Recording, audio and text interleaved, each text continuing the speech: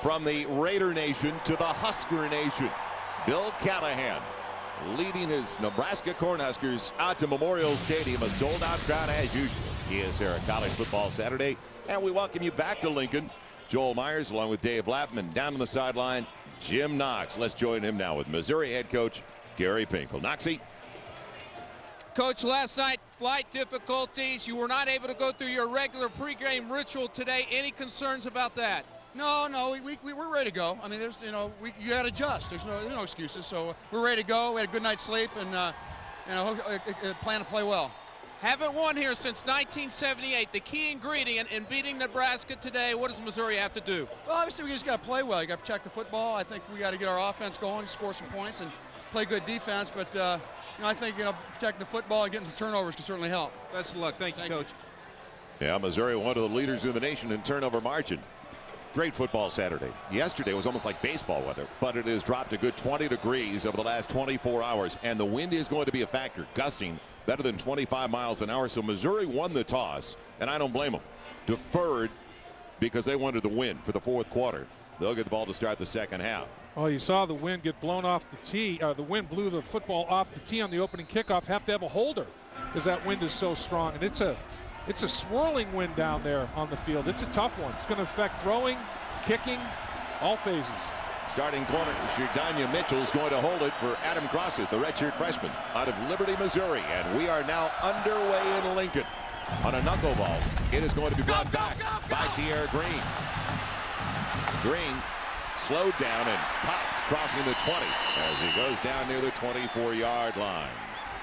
David Overstreet, the first one down there in the nickelback for Missouri on the hit. And offensively for the Cornhuskers, well, he's got 14 TD passes, but 13 interceptions.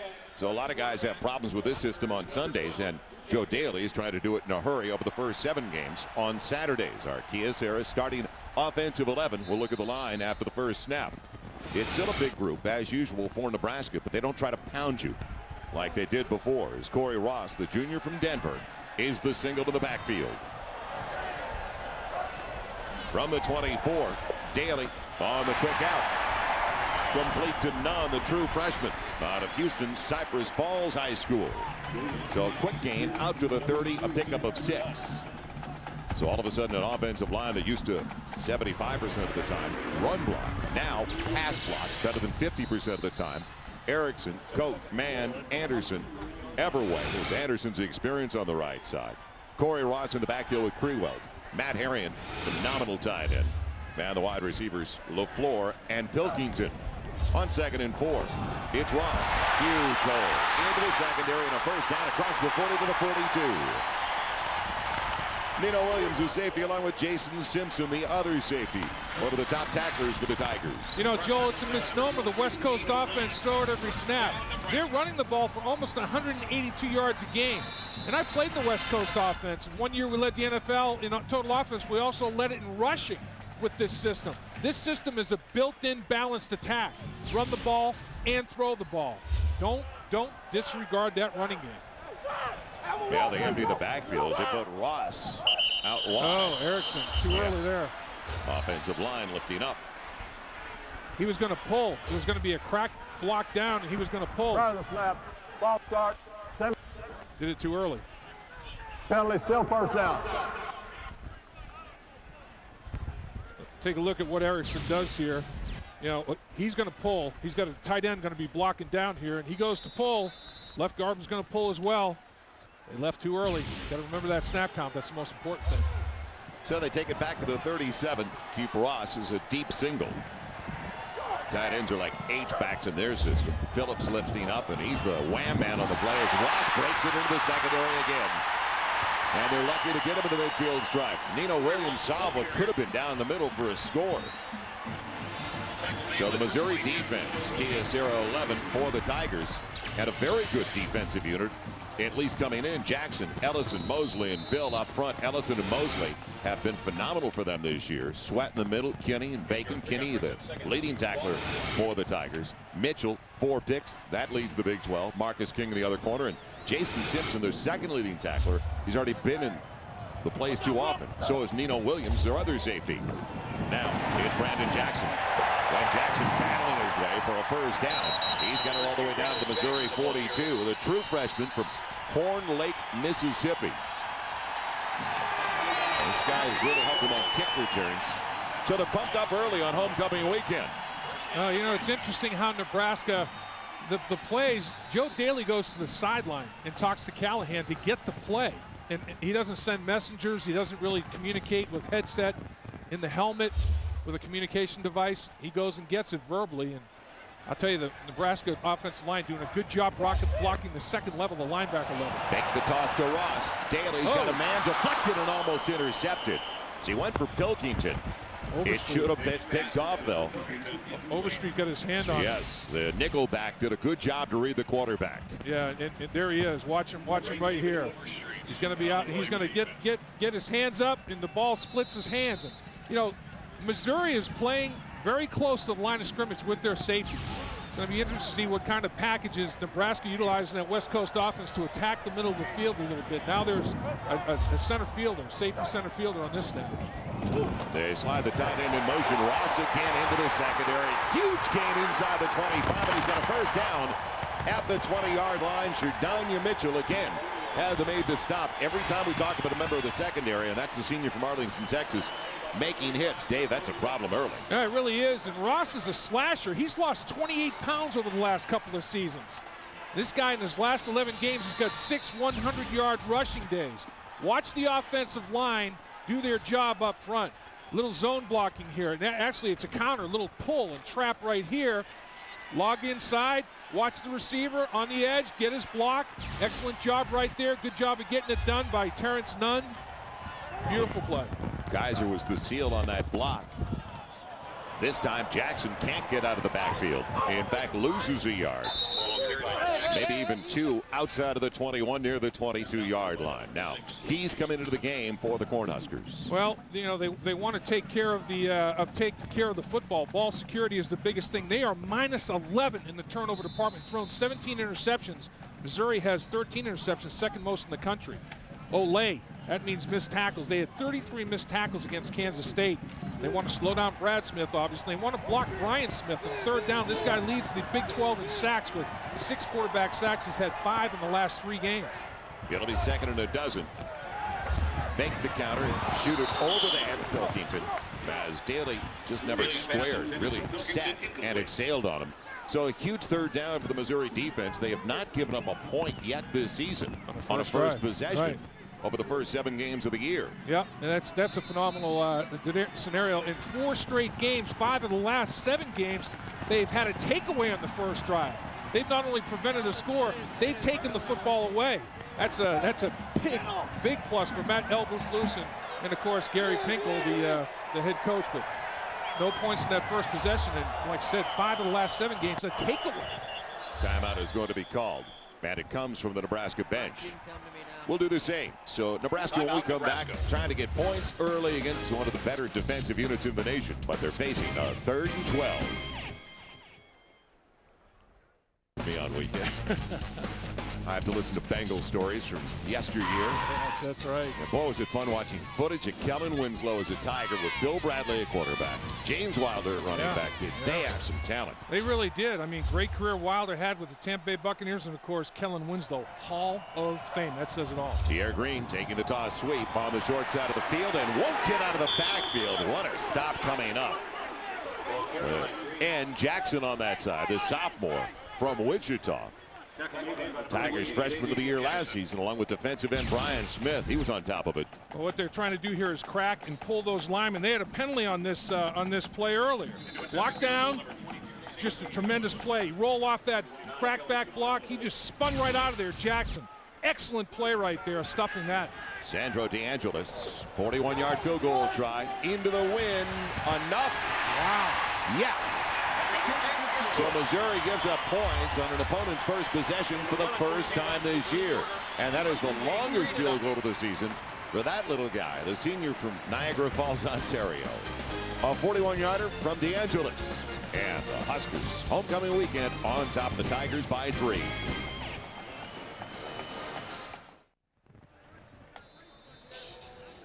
Tigers ready to get the football for the first time, and what an impressive start for Nebraska. moving it well on the ground, not through the air. That's where they fell into problems on their first down tries. As DeAngelis will kick it away. A little pooch over to the far side. It is going to be Alex Woodley calling for the fair catch. And he's got it. As they'll put it down at the 29 near the 30. Well, it was 10 years ago. What a reunion they've had over the last couple of nights here in Lincoln, Nebraska. And I listened on the drive-in yesterday, Dave. Tommy Frazier and all the guys in town. Huskers winning their first national championship for head coach Tom Osborne. And they did it. It was the Orange Bowl, but let's face it, you're matching up with Miami on New Year's night. It was like a road game for them. Absolutely. And they completed a 13-0 record. It's just an incredible football team, and it's great. It's the 10-year reunion. And they were all here, and they all last night, and they're all here for today's game. Marcus Wood, starting tailback, will get it on first down. Taking the stack out to about the 33, near the 34. Bernard Thomas, the senior from Palo Alto, along with Barrett Root, their leading tackler, all-time career leader in stops, on the hit. So gain of about 4 for the Tigers. This was the scene before the game. And Tom Osborne out there with his unit. They had a celebration here last night. It's been going for a couple of days. Tom Osborne's last 5 seasons at Nebraska, they were 60 wins, 3 losses. This year, they're 4-3. Amazing changing of the guard in a different era. Pocket holds up initially for Smith. Now can he manufacture, and he does, across the 36 to the 37. Root again. You'll hear that. The boos in the background, well, those are Roods in the background. So it's going to be 3rd and about 3. Now offensively, the 11 out there for the Tigers, their all-time leader in career yardage. And now tied the career best with 39 touchdown passes. That happened last week. Klinker, Palmer, Speaker, Giannino, and Pathrath. They've got some experience back despite losing Dregge. Woods, Cisse, Coffey the wide out with Von Boga. And Hoskins, the 3rd wide receiver. They have 2 to each side. Out of the gun, Smith.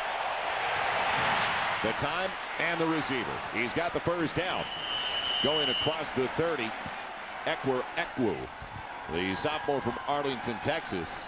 Boy, it's got to be tough for Mike Kelly, the play-by-play voice of the Tigers, doesn't it? Say that 5 times fast on a regular basis. Moore, Smith, Adams, and Bernard Thomas. Defensively for the Huskers. Rude, the man in the middle, their all-time career leader in stops. Severs and Bradley on the outside. Corners, McPherson and Washington experience there, and the Bullet Twins are their safeties. Marcus Woods again in the backfield as Smith didn't panic at all. He showed real composure in the backfield in completing that 3rd down pass. Woods trying to spin it wide and stopped for a loss of a yard and a half, too. Bradley got to him, the strong side backer. Now, coming into the contest, trying to win this stadium for the first time in 78. What do the Tigers have to do?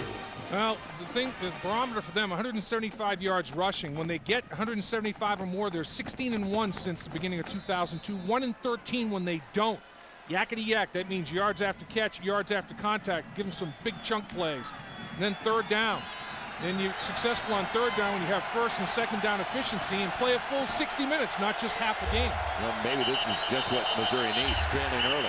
Right. After giving up a 17-0 lead, and we've got movement up front. A false start for the Tigers, who was thrown quickly by the umpire and the linesman. Nebraska shifted. Prior to the snap, false start, offense, number 56, 2nd down.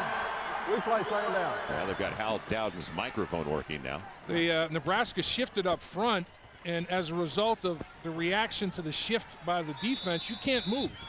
Howard Brissett, big offensive lineman, moved in there. You can't, no can do. Missouri should be able to score today. Everybody else has against Nebraska. Over the last 3, they've given up an average of 47 a contest. They're 81st in the nation in scoring defense. Smith bottled up at the backfield, can't get out. Another loss for the Tigers. Barrett Rude making the hit. Well, the black shirts want to rebound. They want to rally defensively because last week Kansas State ran the football for 294 yards. On the season, they're still giving up less than 100 yards a game, 99.3, which is 13th in the country. And the opposition only averaging 2.9 per rush. But Kansas State figured out a way to slice them up, and they want to rebound and make some adjustments. Kevin Cosgrove, the defensive coordinator, good early start here for he and his troops. So now 3rd and better than 16, almost 17. Moving the pocket by design. Smith on the run, not close. Wally Muhammad flushing him out of the pocket, the junior from Bloomfield, New Jersey. And Smith never had a chance. Well, good activity and aggressiveness out of the Cornhuskers. Move in the pocket, change the launch point, time to throw the football, good coverage, nowhere to go with the ball down the field. That's just good overall team defense by Nebraska. And they're showing that quickness. They've got some speed out in the field defensively themselves. Santino Nico is waiting for the punt from the walk-on Matt Haynes. He's back inside the 20. And close with the wobbler and room for Panico. Across the 30, only to the 31, so good punt coverage. Justin Scott, one of the first ones down there for the Tigers. Yeah, Nebraska's going to have it in solid field position, though, outside of their own 31 near the 32. Well, a triple header. It all starts here. Then coming up later today, Stanford against UCLA. Is it going to be a second half of the season for UCLA like last year after dropping another one last week, or can they turn it around at home? That's up next right after we send it out to the West Coast to the Rose Bowl for the Bruins and the Stanford Cardinal. And then Texas Tech and Kansas State, the late game, and Missouri's next week opponent, Kansas State. Kansas State has beaten Nebraska head-to-head. They win tonight against Texas Tech. Big matchup for them against Missouri in Columbia next week. They'll fake it to Ross, give it on the reverse, coming over past the 40-yard line. It's out to the 42, Amos, the wide receiver. And they go up at 6-7 deep at the wide receiver spot as they put it down to the 39. Dr. Pepper, game break time. Let's head back to Mike Goldberg. Mike. Joel, 2 weeks ago, Purdue was number 5. Kyle Orton was the Heisman favorite. A loss to Wisconsin, a loss to Michigan, and now they trail at Purdue after a Kyle Orton fumble. Terrell Jordan scores the touchdown. Boilers have kicked a field goal. It's 7-3 in Evanston. And 3-0 here, Mike, as Nebraska's got it back once again. Daly, pocket protection off the fingertips of Kaiser. His tight end. He was going to take a shot anyway from Sherdania Mitchell. Mitchell almost got his 5th interception. He's got 4 interceptions on the season, tied for 6th most in the country. Tied for the lead in the Big 12. A little bit of a, he's the motion man, he's the receiver. Off his hands, Mitchell can't quite make a play on it. That's a catchable ball, though. Got to make that catch and move the chains. Now you face that 3rd and short. Grewald into the game, and H back on the right side as they keep Ross in the backfield. Now 3rd and less than 3. Daly moving the pocket, quickly out, and the hit. Incomplete, they say. It was for Terrence Nunn. Mitchell. Huge pop by Mitchell again. What a season the senior from Arlington, Texas is having. And he moved to the corner last year. Don't forget, after spending a couple of seasons at wide receiver. Yeah, he's got the great ball skills because he's a former wideout. But look at him hit here. I mean, that's a stick. And that's what dropping a ball on 2nd down does for you. A defender makes a great play on 3rd down. You got to punt the football. You never know when your opportunities present themselves to make plays. You can't botch your opportunities. That 2nd down drop caused the problem on this sequence of plays. Thompson Umbaga is back for the Tigers, and a terrible punt from Cook. But it takes a Nebraska roll down to the Missouri 29. But it was into the wind, and we've talked about the wind at 25, 30 miles an hour. Huskers by 3. Tigers get it for the 2nd time when we come back.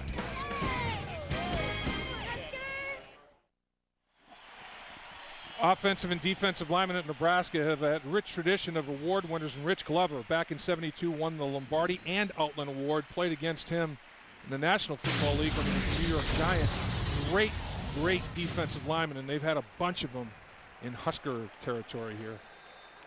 Well, right now their defense has slowed down Missouri, at least at the outset. They gave up 45 points to Kansas State last week. Brad Smith throwing on 1st down from his own 29. Good coverage downfield. Smith floating it perfectly. No, just off the mark for Umboga. Well, the senior from Grand Prairie, Texas. Tough touch pass. It'll be 2nd and 10 as we check in with Jim Knox. Knoxy. All right, Joel, you guys touched on it. The wind conditions, you know, up above the goalposts, the flags are blowing pretty good, but down on the field, they're gusting as well. Over 25-mile-an-hour winds right here. That will definitely be a factor, guys. And Knoxy, on that play, it looked like the wind took the ball on Brad Smith a little bit, but with when the wind is at your back, Joel, that's when you feel pressure to score points. Nebraska ran the ball well into the wind. They didn't try to throw it as much. Missouri's got to score with the wind to their back. And the pass for Umboga. There was contact, but they're saying that the defensive back on that side, Kellen Houston, didn't get there too soon, the senior from Ankeny, Iowa. Yeah, Umboga looked like he just collapsed when he pivoted to run his route. To finish his route, his feet just went out from under him. There he goes. He just slips on the field turf, so give an assist to the field turf there. So now for the Tigers, it's going to be 3rd and 10 from their own 29. 1 first down. They had a punt for their first possession. They wanted 1st and 2nd down efficiency. 3rd and 10's not getting it done. The dump off for Woods. The blocking is out in front, and he's got the first down. Look out. Marcus Woods to the 40. They have an angle on him, and they knock him out of bounds near the 20. Touchdown saving tackle by Daniel Bullocks. Boy, just an outstanding block by Giannino out there. The big offensive lineman got a pancake block, and that set it up for the screen pass to go for big yards. Marcus Woods takes advantage of it. Watch number 57 in the white jersey. Here he comes. Watch him. Boop. Pancake. See you later. And there goes Marcus Woods down the sideline. Don't forget, he's getting the start due to the suspension of Damian Nash. So now the true freshman is coming into the game for the first time as a Tiger out of Rockhurst High School in Kansas City, Tony Temple. So Tigers have it at the 23 of the Huskers. Temple's first career carry. So good penetration up front. Carricker, the sophomore, Kennewick, Washington, in on that hit. And Tony Temple, one of the most recruited running backs in the country. Last year, they decided after 7 games, Coach Binkle told us he talked to him, and Temple wanted to burn the year. He wanted to burn the redshirt year. Yeah, and that's the ripple effect of the decision to suspend Nash. You know, Temple gets involved, and of course the guy that was toting it early on was Woods, but Temple's got a little bit more strength and power. Play fake, held the linebackers, and it's overshot for the wide receiver, Sean Coffey, as Carricker pops Smith at the end of the play.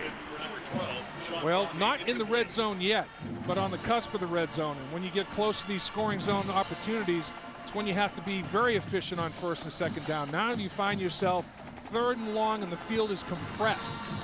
Now you're going to have to do something creative, and maybe a drag pattern, crossing patterns, trying to pick defenders, because speed's not as big an issue when the field's compressed like this.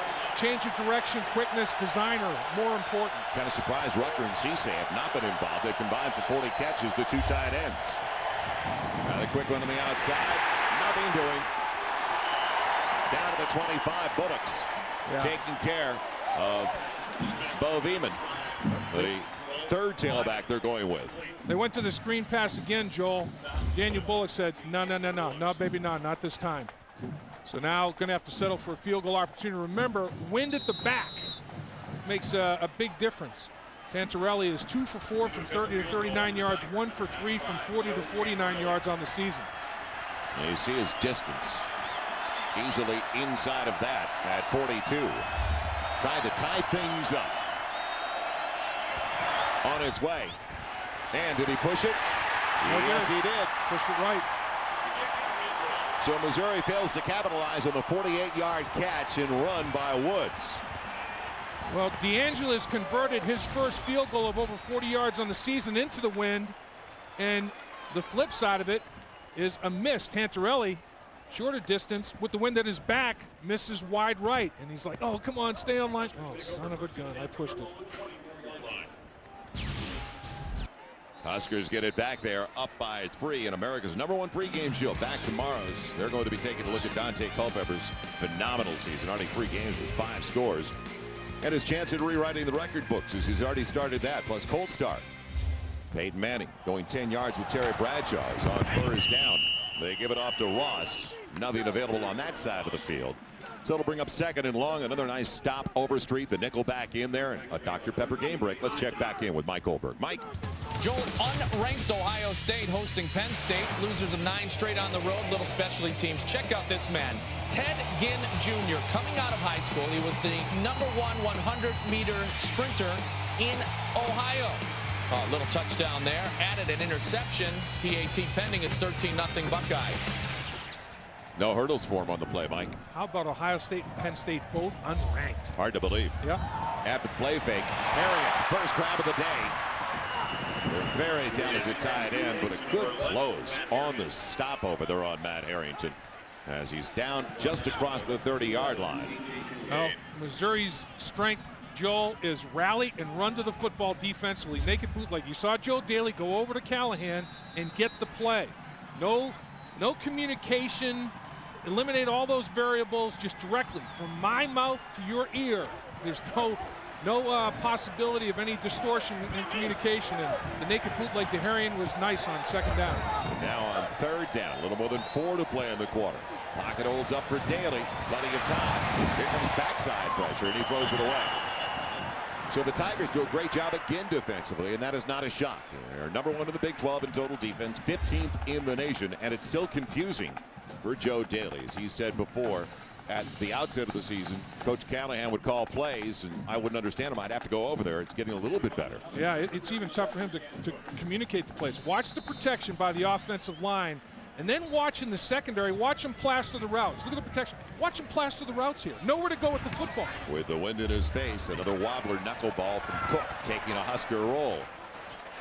So that takes Mboga out of the return game. But now Missouri, their best field position to start a drive. They've got it 1st and 10 to their own 38, trailing 3-0.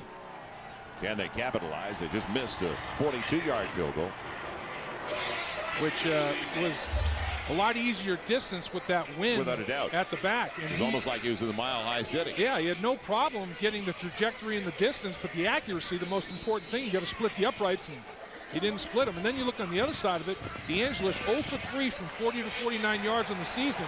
He kicks a 41, 42-yarder into the wind to give him the 3-0 lead. True freshman Tony Temple. Kansas City at 5'10", 195 is going to be in the backfield. Smith out of the gun. So dangerous in this situation his first 2 years. Not as much this year. A bullet, though, and a low grab by Mboga. Good yardage on first down of about 4, almost 5 in front of Chad Severs, the outside backer on that side. Well, the first down line all brought to you this afternoon by Overstock.com, your online outlet. It's all about the O at Overstock.com. You know, Joel, Dave Christensen, the offensive coordinator from Missouri, he scripts the first 15 plays, so he's getting near the conclusion of the scripted deal. The second half, he's going to script his first 10 this game as well. Temple bending it wide. Couldn't get to the corner, though. Stuart Bradley, the strong side backer out of Salt Lake City, a sophomore, collared him big time. Saw his speed there.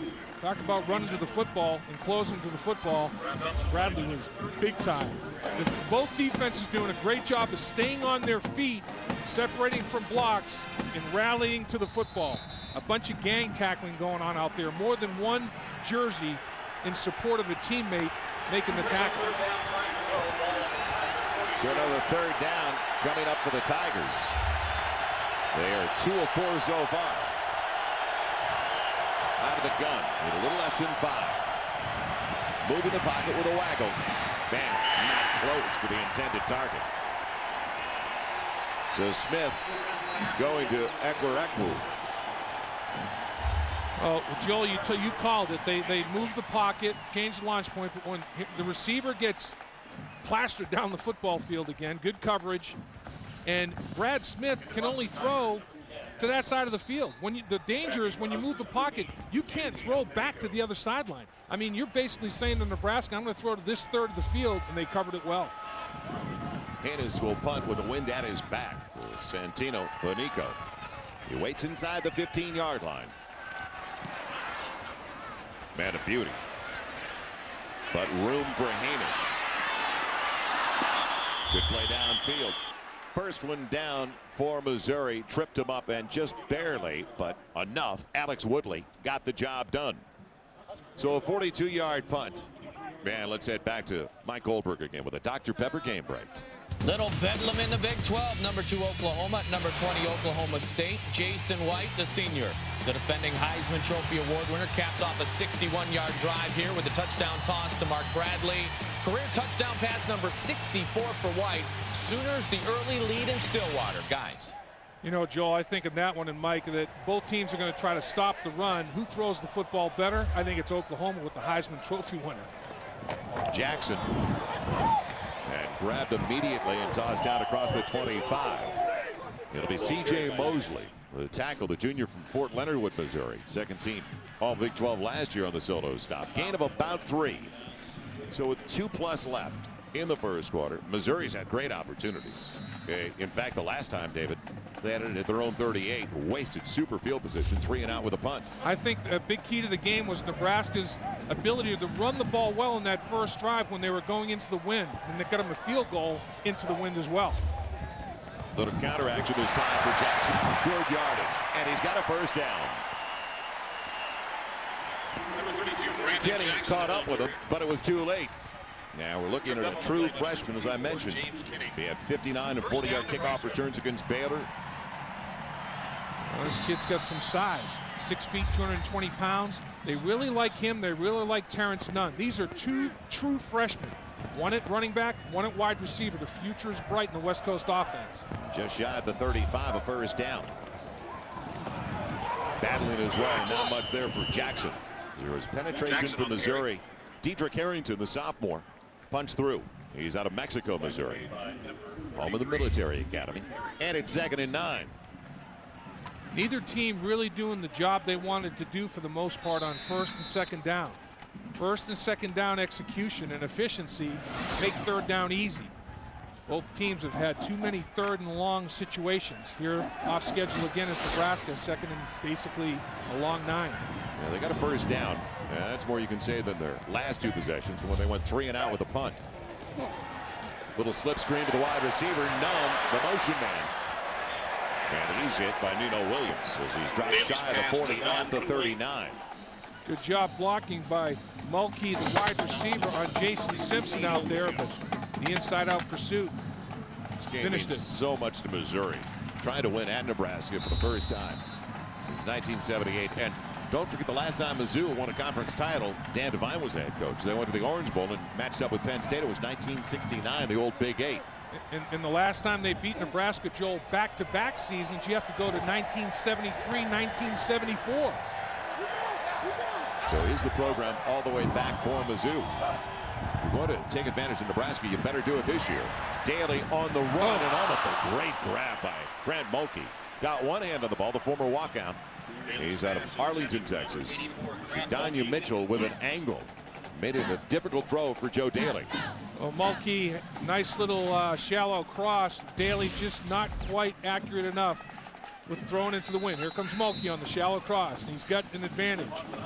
But into that wind, should not be as accurate as he wanted to be. Boga waiting for the Sam Cook punt.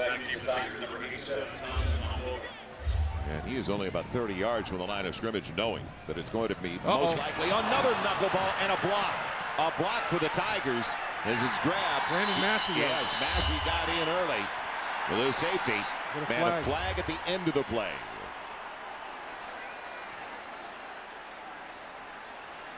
So Hal Dowden and his crew discuss it.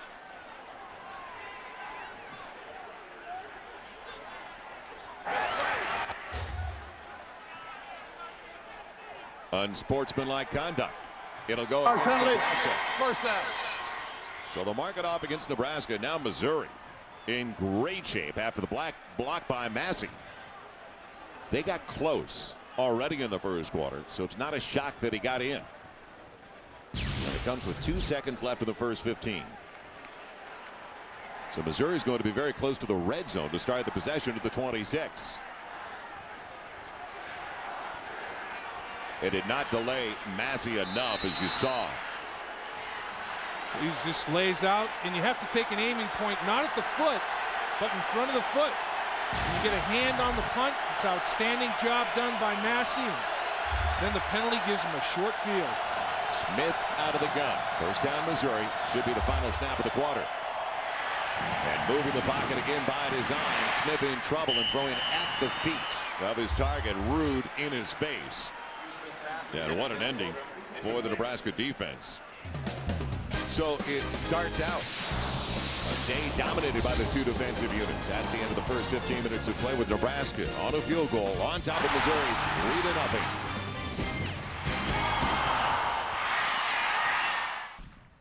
College Football Saturday presented by Kia Sarah welcomes you back, and there's the Heisman 2001 winner Eric Crouch. They thought he was going to be a defensive back in the NFL. St. Louisans know well about that, and Missouri Tiger fans would love to forget this play where he was almost sacked for a safety. Yeah, he goes 95 yards, a little serpentine action. We had this game. This was a signature run. This run basically won the Heisman Trophy for Eric Crouch. Boy, when he finished, that was one tired young man. Yeah, we are ready for the start of the second quarter. Brad Smith, quarterback run all the way by design down to the 23. Dropped by Stuart Bradley. In fact, as we begin the second quarter, in this Nebraska defense I'd mentioned, they've given up an average of 47 a contest over the last 3. That's the first time all year that they have held an opponent scoreless in the first quarter. Well, actually, you got to go back to opening day against Western Illinois. They did it on opening day and not since. And that shows Missouri struggles a little bit on the offensive side of the football. And now, even though they've got the short field, they're into the wind. And their field goal kicker, their place kicker, missed. Tantarelli missed with the wind at his back. Now he's going to be kicking into it. So now on third, a little more than 6, almost 7. Great pocket protection for Smith on the outs, just out of the reach of his wide receiver, his tight end actually. They finally went to Rucker, the redshirt freshman from St. Joe. Now this could affect Gary Pinkel's decision. My guy missed with the wind at his back from 42. This one's going to be, 49 or 39 or 40 with the wind in his face. This may be 4-down territory for him, but he decides to send the field goal unit out there. You sound so confident about Tantarelli's chances here. When you miss with the wind in at your back, it has to make the coach think, and he was thinking about it. Let's see if he can make amends here. Restitution. It is going to be a 40-yard attempt into the wind.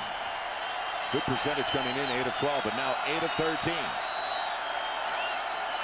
Clean exchange, the line drive works. Everybody wants to kick into the wind today. He was hooking that bad boy, but he got it inside that left upright. So a 40-yarder for Tantarelli, one of his longest of the season. And the Tigers tie it up in the opening minutes of the second quarter.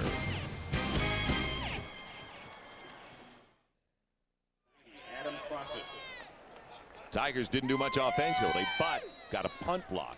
And that was the difference setting up at the 26 of the Cornhuskers. Got 3 on a 39-yard field goal as Crossett's going to kick it away.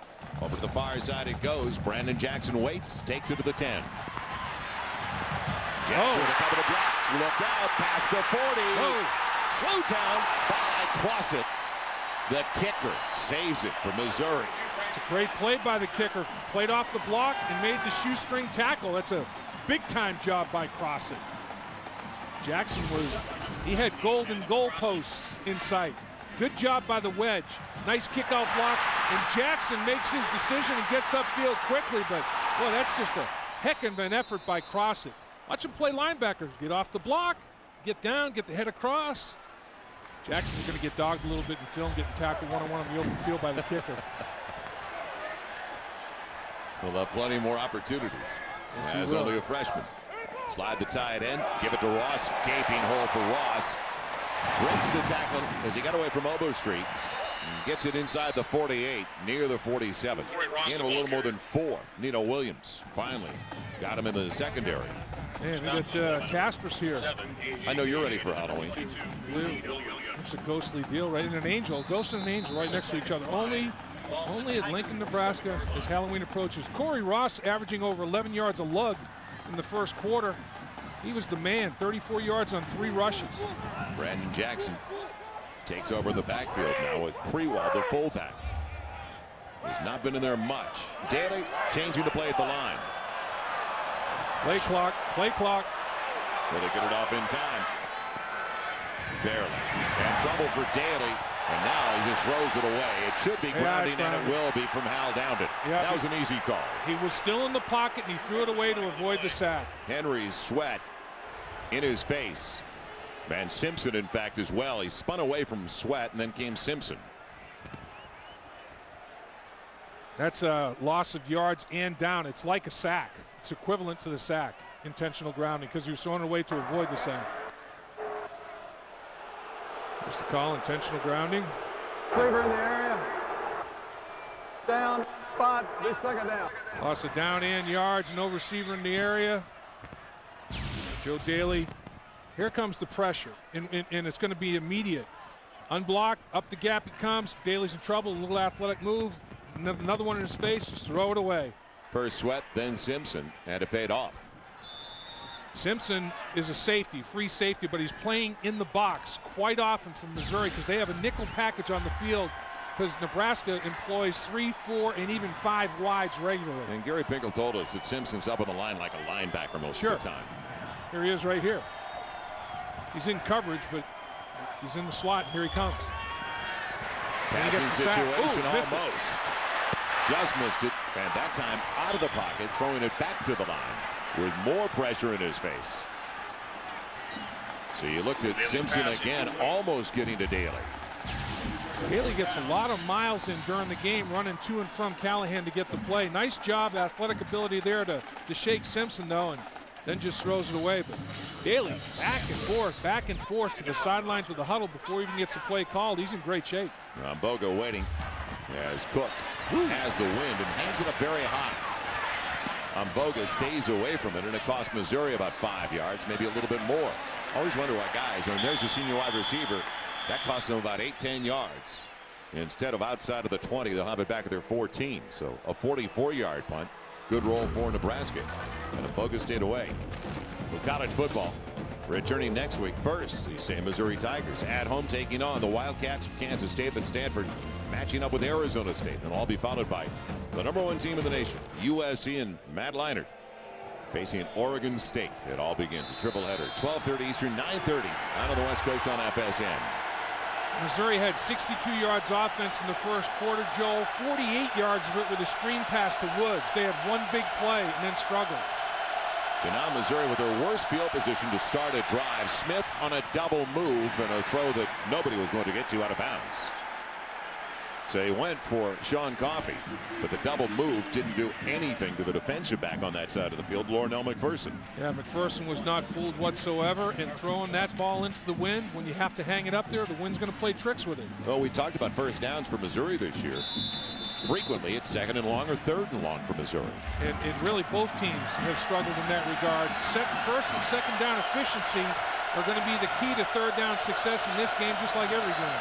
Smith out of the gun on 2nd and 10. Looked originally over to the near side. And throws it away. It was out of bounds. Coffey again the target. McPherson on that side. He had a better shot than the wide receiver. It was thrown into the boundary anyway.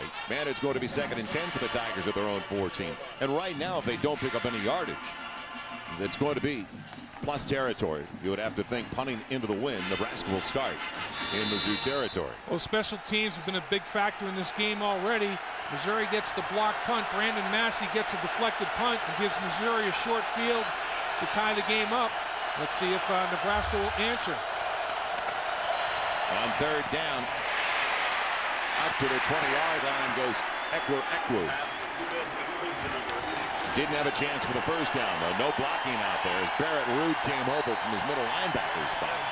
Man, another 3 and out with a punt for the Tigers. Well, Barrett Ruud, when you think about a guy that's setting an all-time tackle record at Nebraska, that's pretty impressive because there's been a lot of great football players here, and this guy is the leader of the pack right now. Tremendous in terms of his preparation, understanding of the game. His keys always take him to the play. Very intelligent. Sophomore from Branson, Missouri. Matt Haynes punting into the stiff breeze. Knuckleball. Wobbler over to the near side, and Nebraska rolls. It hit at about the 43, bounced backwards, and they'll spot it out at the 42. So a great shape for Nebraska, all even at 3, and we go back to the 1992 matchup. First career start for Nebraska quarterback Tommy Frazier, and not a bad debut at all. 3 touchdowns in a 34-24 Nebraska victory. Downstairs we go. Nazi, what's the latest? Okay, thank you, Joe. You may recognize this guy, Tommy Frazier, who led Nebraska to that national championship in '94-95. Having the '94 reunion the last couple days, what's that been like for you, Tommy? Well, it's been a lot of fun. There's a lot of guys I haven't seen in the last 10 years, and watching them come back here and being able to sit down and see what they're doing in their lives, it's been a lot of fun. Real quick, your thoughts about this West Coast offense now employed by Nebraska? Well, I think it's a transition stage that it's not going to be perfect the first year, but once they go out and start recruiting and the kids that they have now start really getting involved and learn the offense even more, I think it's going to be a good system for the university right now. All right, Tom, enjoy the rest of the game. Appreciate it, bud. Well, I'll tell you what, Noxie, nobody executed the option better than that guy, Tommy Frazier. Now they're going to go to the West Coast offense. You talk about a diametrically opposed mentality, you know? You love it. It's great. 2nd and 3. Need to get to the 32. Corey Ross hit coming out of the backfield. No gain as Jason Simpson all over the place on the line of scrimmage as we check in with Mike Goldberg once again at a Dr. Pepper game break. Mike? Well, let's go back to Evanston, Joel. Number 17, Purdue at Northwestern. Boilers winners of 7 straight against the Wildcats. Here's the senior Kyle Norton to the freshman Dorian Bryant. That's touchdown pass number 21 on the year. Boilers lead by 3. Kyle Norton trying to get back into the Heisman race, boys. It'll be interesting if he can get back in after what happened at the tail end of the game. It wasn't a great statistical game, and then fumbled it away in their loss. Now in the toss sweep, Ross, can he turn it? No. Backside, got it. What a play by James Kinney, the leading tackler for the Tigers. And he's 30 tackles away from the all-time record going into today's game. Does Coach Callahan kick the field goal with the wind at his back, or does he go for it on 4th down? Let's take a look at the action up front. It starts with the defensive lineman keeping blockers off so the linebackers can flow.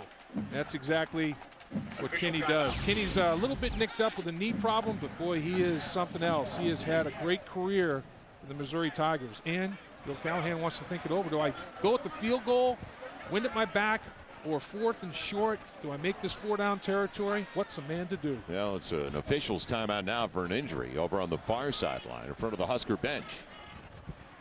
So they need about 3.5 yards, or they put him down. Actually, that was a great spot. They put him down at the 34. Nebraska's already gone for it on 4th down this year. When you've gone for it 13 times already, you know it's been a struggle. Yep. And they have 13 times, and they've hit on 6 of those 13. And there's the left ankle, left leg, or left knee, whatever they're checking. It's a lower leg injury, though. You hate to see these kind of things. Hope you're not digging in there for one of those air casts. You hate to see that. See what happens. Rolls up on his leg right there. Rolls up on the back of his leg. That's what usually happens. Matt Harrion, the tight end, gets that left ankle rolled up on. Boy, you'd hate to lose a guy of his caliber making a block on the sideline. Plenty of cause for concern as we are here in Lincoln on homecoming weekend.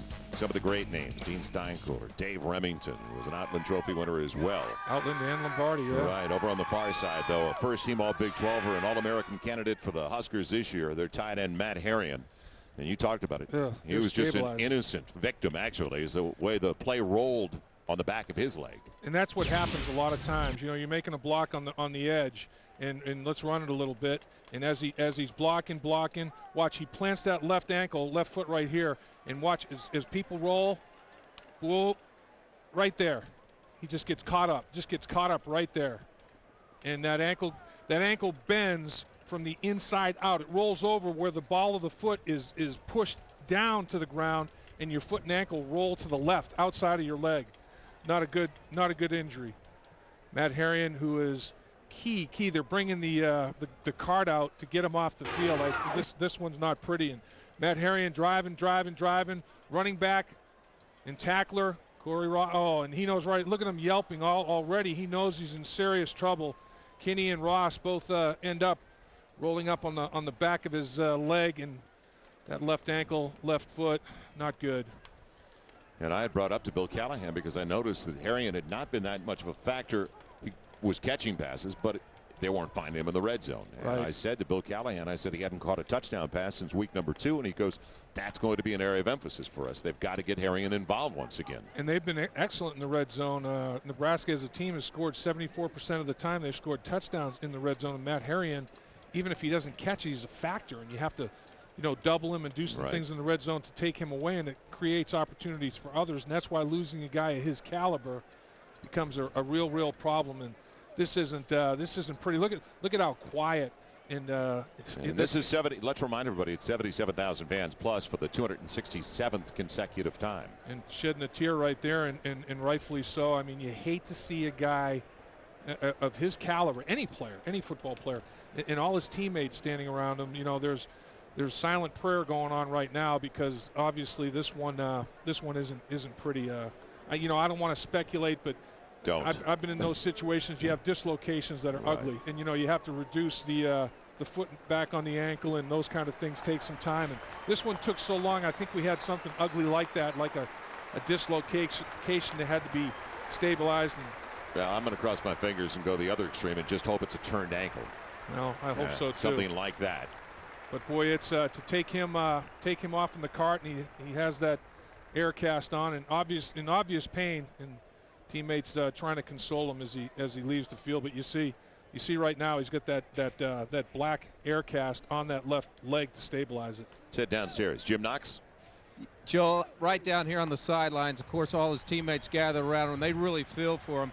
It looks like it's going to be serious, guys. They have the air cast on. He still has his helmet on. It definitely looks like it's going to be serious. Not a good situation right now. Man. Not good.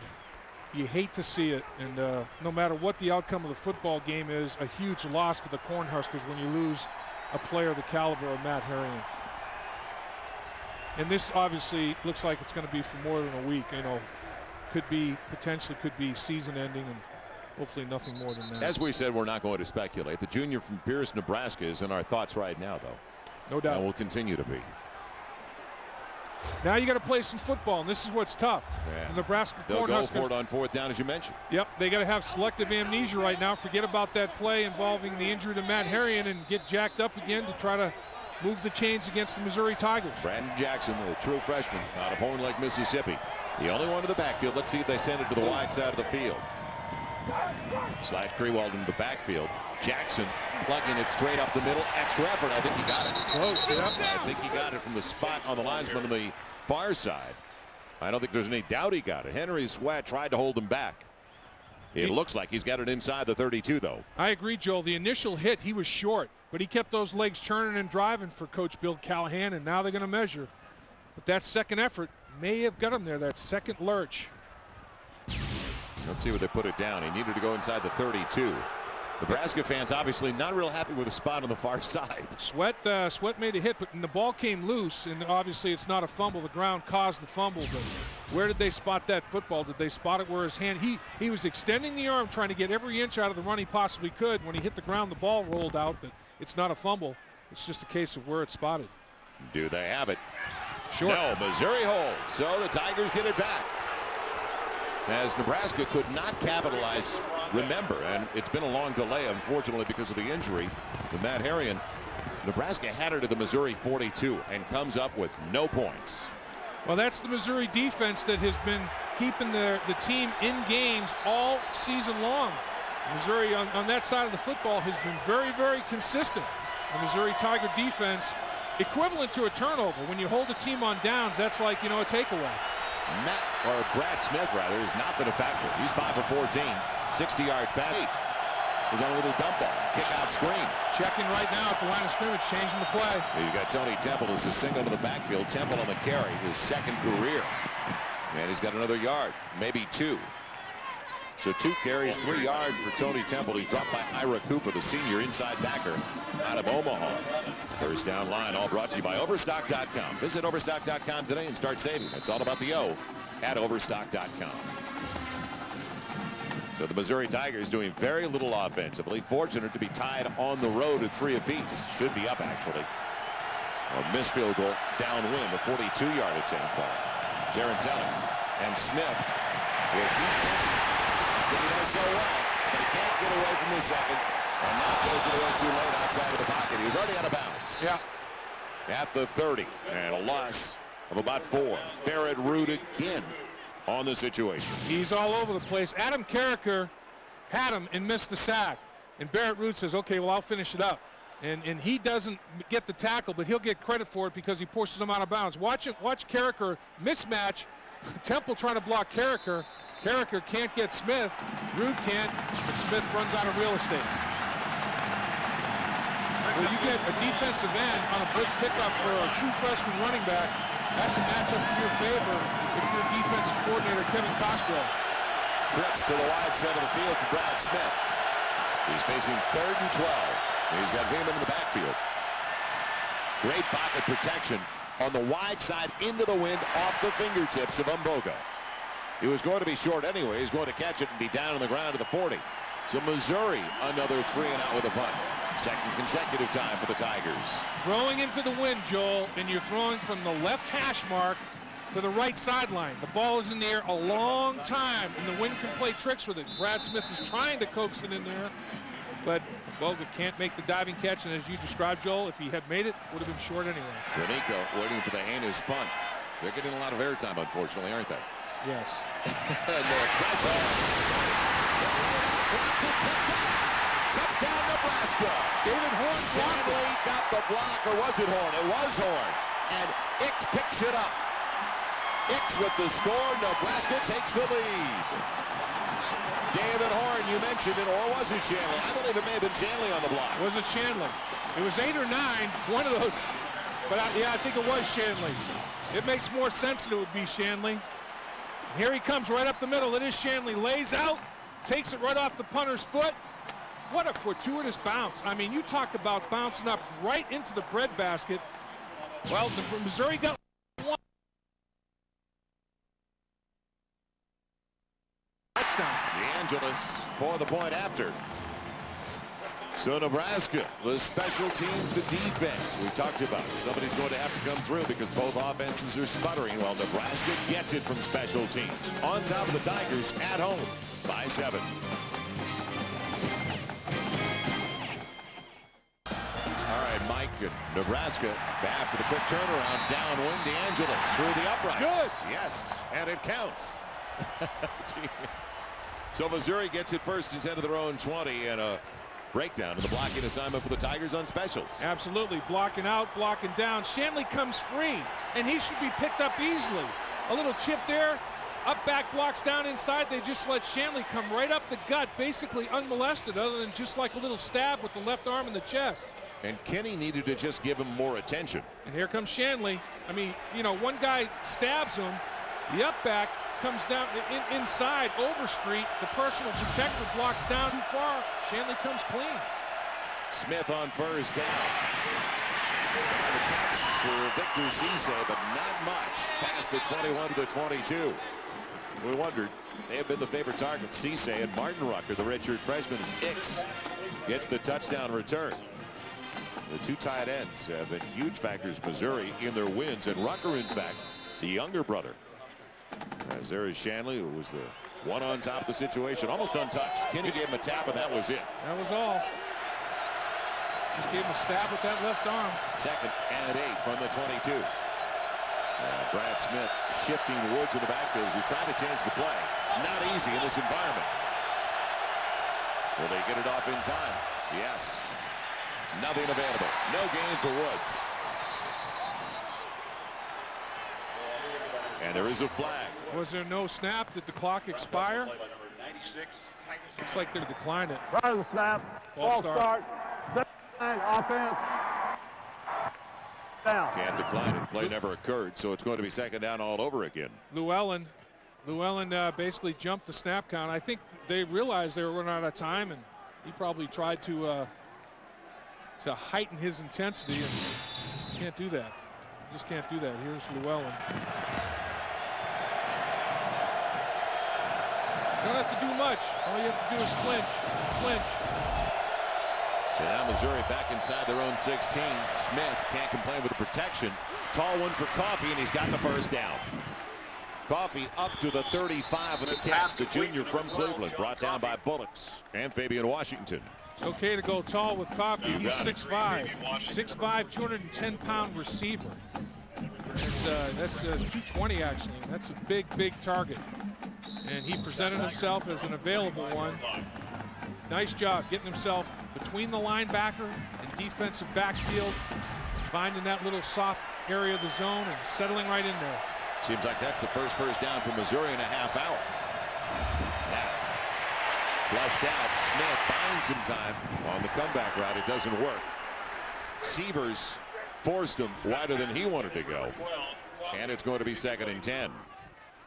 First down line all brought to you by Overstock.com. Save up to 70% every day. It's all about the O at Overstock.com. Joel Myers, Dave Lapp, Jim Knox in Lincoln, Nebraska. We have a little more than 8 minutes to play in the half. Neither team has done a thing offensively. Special teams the difference right now in the game. Nebraska with the block and the score. And Missouri got their field goal off a deflected punt. Both of them set up by special teams plays. Smith checking off at the line on a 2nd and 10. The slant, and it's poked away from behind. Timing it well as it went out for Rucker. And he was in the slot. Or was it Mboga? It was Mboga. And they went for Mboga. And our trivia question, Principal Financial Group trivia today. 5 coaches have come back to college football after they've taken a team to the Super Bowl. And we'll come back with the answer on those 5. One of them is very easy. One of them is coaching here today. You got it. That's a layup. That's a layup. Bill Callahan. That's a little bunny for the answer book right there. 3rd and 10 for the Tigers. Smith is now 7 of 19 for 80 yards. Not exactly his kind of start. Once again, audibleizing. And a bad snap for Smith to work with. Blitz came late and off the fingertips of his wide receiver on that side. William Franklin, a true freshman out of Vashon High School in St. Louis. It would have been enough for the first down. He was right on the marker. And once again, throwing into that wind, plays tricks with that football. It turns it into a Jim Wakefield knuckleball a little bit. And right now, Nebraska is making Brad Smith beat them with his throwing arm. And it's not getting done. Missouri's not able to do that. Brad Smith not beating them with his feet like he did last year. Can't get it done with the arm. Hanus with better protection. Benico coming over and looking into the sun over the shoulder at the 28. Now looking for some open field, but he is cut down by Giannino down there early near the 31-32 yard line. Well, one of the guys, the answer to your question, Joel, about head coaches that went to the Super Bowl and came back to college football. I played for one that did that for us, Greg, so I know he's one of the guys along with Bill Callahan. And the answer to our Principal Financial Group trivia. Bill Callahan, you mentioned Forrest Gregg. Yep, he did it. What about Bill Walsh, George Allen, and Bobby Ross back at Army now. But he won a national championship at Georgia Tech, and then he goes into the San Diego Chargers, takes them to the Super Bowl. Now he's back at Army. 1st and 10 for the Huskers. They're up by 7. Solid field position. It'll be Corey Ross. And Ross out on the edge. Nobody at home from Missouri on that side. He's out of bounds, though, short of the first down. He just slipped. Right foot slid to the chalk. He's short of the first down by about a half a yard as we head back to the studio. Mike Goldberg and another Dr. Pepper game break. Mike. Joel back to Stillwater. And I'll tell you what, specialty teams blowing up in the face of number 2 Oklahoma. After a botched punt by Mark Clayton, freshman quarterback Donovan Woods ties the game at 7. Then next possession, senior punter Blake Ferguson can't control the snap. And Bedlam all over the ball. Grant Jones recovers in the end zone. 14-7 Cowboys lead. Anything can happen, Dave. We've done it. In fact, we've done the only home loss in Bob Stoops' career at Oklahoma. By Oklahoma State inflicted the pain. And that's the second punt that Ferguson has dropped in about a 3-week time frame. We had a game where he dropped the punt as well.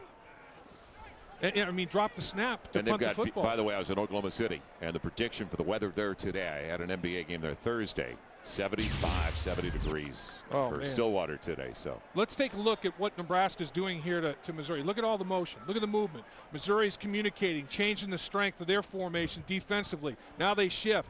And then Nebraska brings somebody back into motion. And as a result, here's the movement on that motion. Now they're a man short. Now you can get to the edge. Corey Ross gets there. So all that window dressing, 3 guys moving, resetting a formation, then you put a guy in motion.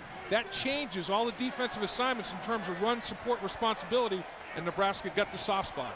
Brandon Jackson, the larger back at 220 pounds on a counter give. Weaves his way for a first down. He's got it past the 44, dropped by Overstreet, the sophomore from Dallas. So Nebraska, until Missouri can stop them on the run, I don't know why they're trying to throw it on first down so often. Yeah, I know the temptation now that you have the wind at your back, you know, is try to throw the football and execute that West Coast offense, wind aided, but they're able to control the line of scrimmage and run the football. And that is a big part of Bill Callahan's offense that we talked about earlier. They're averaging about 182 yards a game running the ball. Almost all their yards today on the ground. Daly's 3 for 11 with 16 yards as Ross is in the backfield. Wide side of the field give for Corey Ross. Tries to bend it outside. Good pursuit by Missouri, though. They shut him down after a gain of only 2. Inside past the 45. Up to the 46. Jackson stringing it out on that side. You saw, Joel, at the conclusion of that play, all 11 Missouri defenders were at that hash mark. All 11 of them. So it makes you think maybe misdirection and try to use that pursuit that Missouri is utilizing their strength to a disadvantage, you know. Get them running and then cut back, misdirection stuff. Design cutback plays because, boy, they are flying to the football. Maybe a little bit of a reverse, some sort of a counter play, those type of things. And we've seen a couple of counters where they're trying to get Missouri to make that first bad step in the wrong direction. Now on the end around, they give it off to Tierre Green. Man, the redshirt freshman is stopped immediately. Jason Simpson stayed at home, didn't he, on that play? And that was good defensive responsibility. Nebraska coaches seeing the same thing we saw. And what they're trying to get Missouri to all react this way, but they stay home and play their defensive responsibilities well. Nobody, nice job right here. I mean, that's you're taking your responsibility, Bill, turning it back inside with your teammates in pursuit. That's a star for Bill right there. That's a good job in terms of keeping that outside leverage of the football. So now it's going to be 3rd and 9 for the Huskers. Ball to their own 45. They're going up against the 15th defensive unit in the nation in total defense. Yardage allowed. Looking for the screen. No. Daly wants the bundle, and he's got a man, and he overshoots him on the outside. Isaiah Fluellen, the sophomore. Calvin Washington fell down in coverage. He's getting slapped 5 by his teammates right now, but the defensive back, Calvin Washington, went down. And he's off screen right now. To the lower right of the screen, you'll see Washington. He's just getting back up. He slipped and fell, and the receiver was able to get separation because the field turf. These guys are having problems staying on their feet. The field turf's causing slippage. Should have been an easy throw, though. Yeah, with the wind at the back, sometimes those sail on you. You have to make adjustments with and against the wind. Cook punting once again to Mboga. Van Thompson calling for the fair catch. He takes it back inside his own 15, and Missouri is going to have it deep in their own territory again, trailing by 7. Well, 42-yard punt with no return. Good job. Well, the last time the Tigers we've been talking about beat the Huskers in Lincoln. Go back to 1978. Phil Bradley, what a great athlete. Major League Baseball player, a sensational quarterback for Mizzou. Going to future Hall of Famer Kellen Winslow. Man. And how about James Wilder? Boy, what a tough runner. Tackle to tackle, was he tough? Missouri, 1978, winning by 4. That's what they're playing for. Yeah, the Tigers won it last year. First time after 24 consecutive losses. Who's going to tintinabulate the bell today? Missouri from the 14. Man, stretching it, Tony Temple. That was a tough run and a good job of the 2 freshmen. So he's got it past the 20 out to the 21-yard line for a gain of about 7. Well, who's ringing the bell right now, Jim Knox? Well, right now, Nebraska's ringing the bell. But it's on Missouri's sidelines, guys. 1927, this bell started. It started by the Honor Society. You see what happens is the winner of each game, the bell goes back and forth. Missouri won the game last year against Nebraska, so the bell's on their sideline. Whoever wins today, next year, the bell will be on their sidelines. Honor Society started this back in 1927. They said the bell was stolen, guys, out of a church. Really? You got to ring that bell, Knox. You ring it for us one time. I'm ready, big guy. Man, a false start on the right side of the offensive line. Dave, you and I know a lot about the National Honor Society, don't we? As a matter of fact, Joel, I'm a member. Yes, I was a high school member. Yes, I was. Snap, false start, 68, offense, 5-yard penalty. Still second down. Well, this is the 98th meeting between Nebraska and Missouri. In fact, in the 60s and 70s, and I brought up Dan Devine. Dan Devine, what a great coach for so long at Mizzou. Alan Onofrio followed. And in the 60s and 70s, the 2 teams split their games in the series down the middle. In fact, Missouri was 6-4 in Lincoln during that stretch. Glory days for the Tigers. Smith now with room to move. Can he make the most of it? Does a good job to get out of the pocket, but shut down right at the 20-yard line. Stuart Bradley finally caught up with him, and a flag at the end of the play. Fabian Washington involved as well, and then extracurricular stuff taking place down the field. Let's see if this is offset or somebody lost their composure. Fabian Washington reacted well to Brad Smith once he got out of pocket. Dead ball, personal. Missouri self-destructing. self-destructing. Get an offside penalty. Now you have a personal foul. They have had a punt block. Like Gary Pinkel likes to say, got to get Missouri. Missouri can't beat Missouri today. There's the extra one right there. That's your money's worth, though. Big offensive lineman coming in for the takedown off the top turnbuckle. Tony Palmer, their left guard, a junior from Midwest City, Oklahoma. So Missouri just 2 for 9 on third downs. And what do you call it here? You're short of your 10. You need to take it past the 24 for a first down. Against the wind.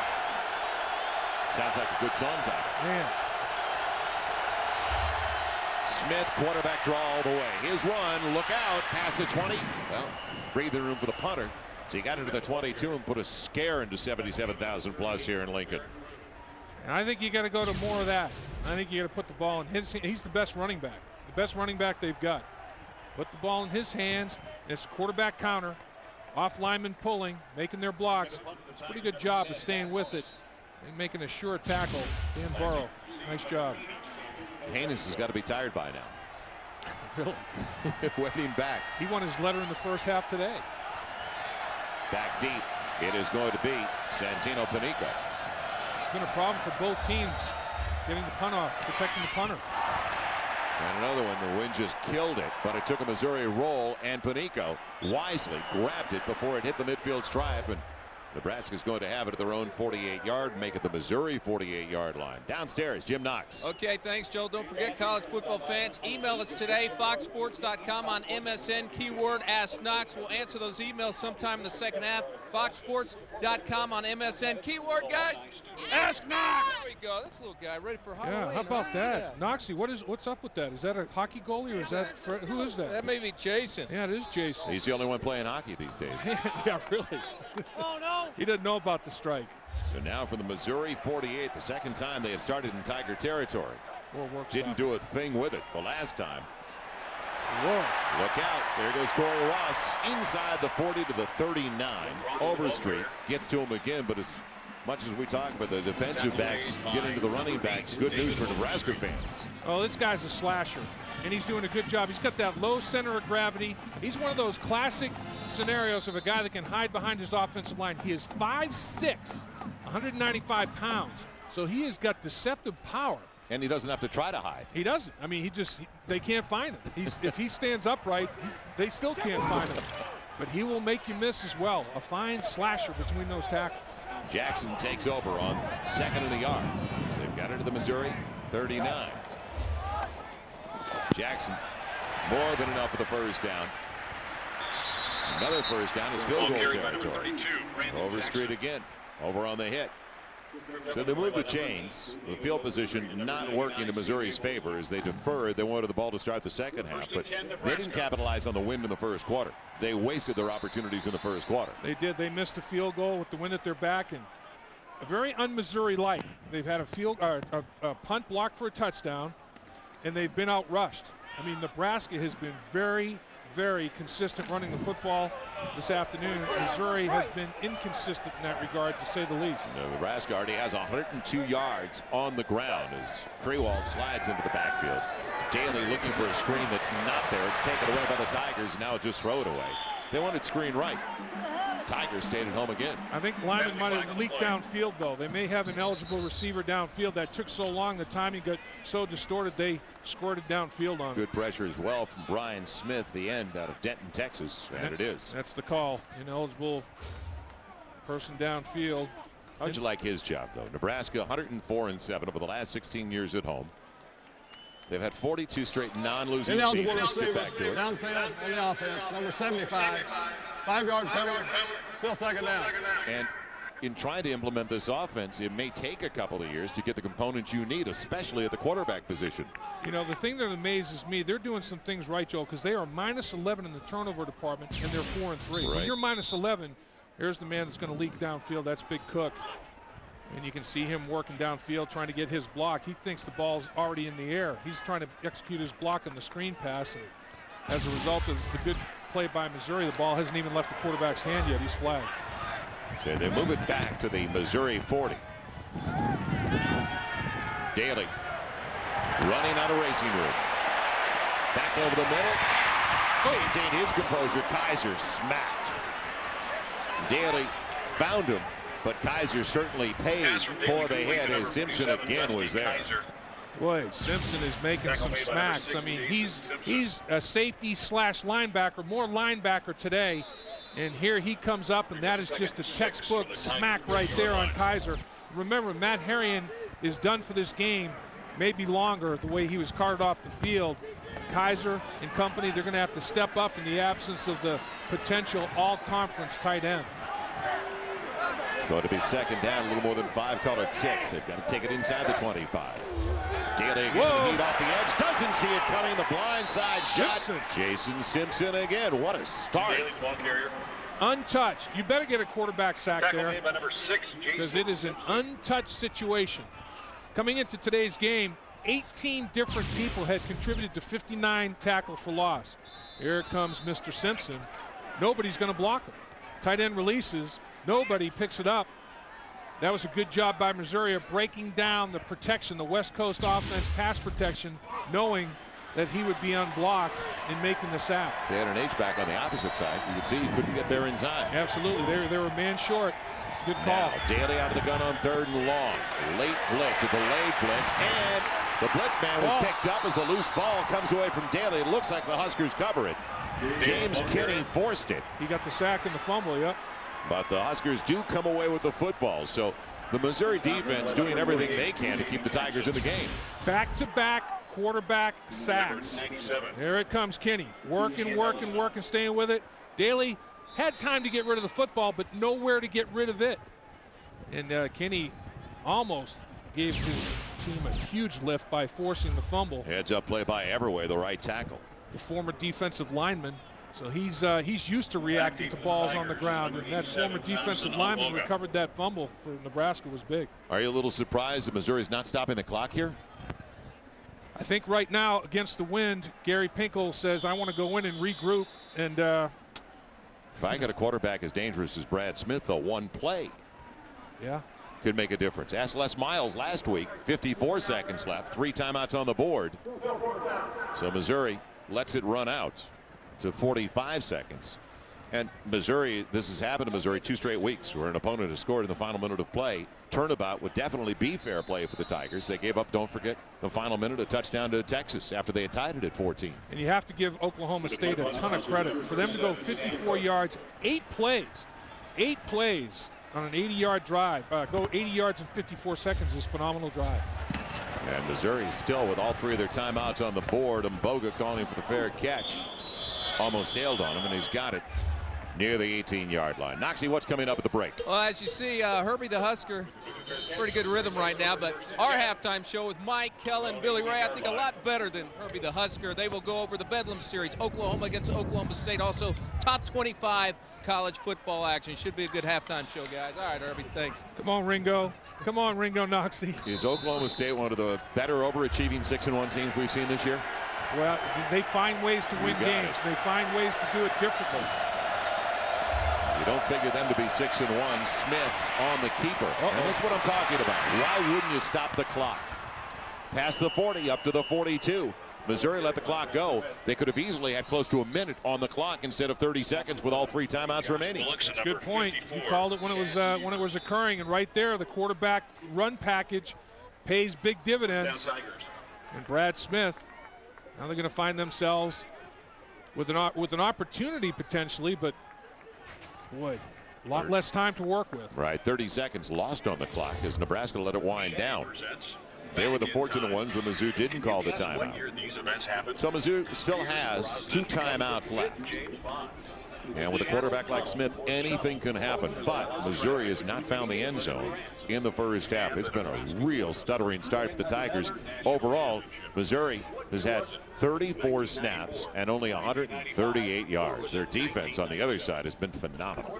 And of that 134 yards, there was the screen pass of 48. That was a big chunk of it right there on one play.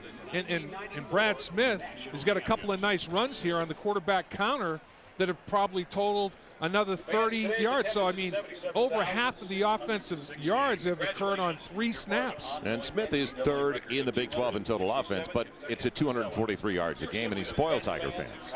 He was way above that in his first 2 years. more of a big play threat, as we just saw his maneuverability, the way he can weave like he did on the last play for better than 20 yards. He has that little subtle hip movement that makes people miss. He's got a gift. From the 42 with Veman in the backfield. Throwing into the wing. Pocket collapsing on Smith. And now, can he find anybody? Wide of the intended target in Boga. He was falling out of bounds. It's incomplete.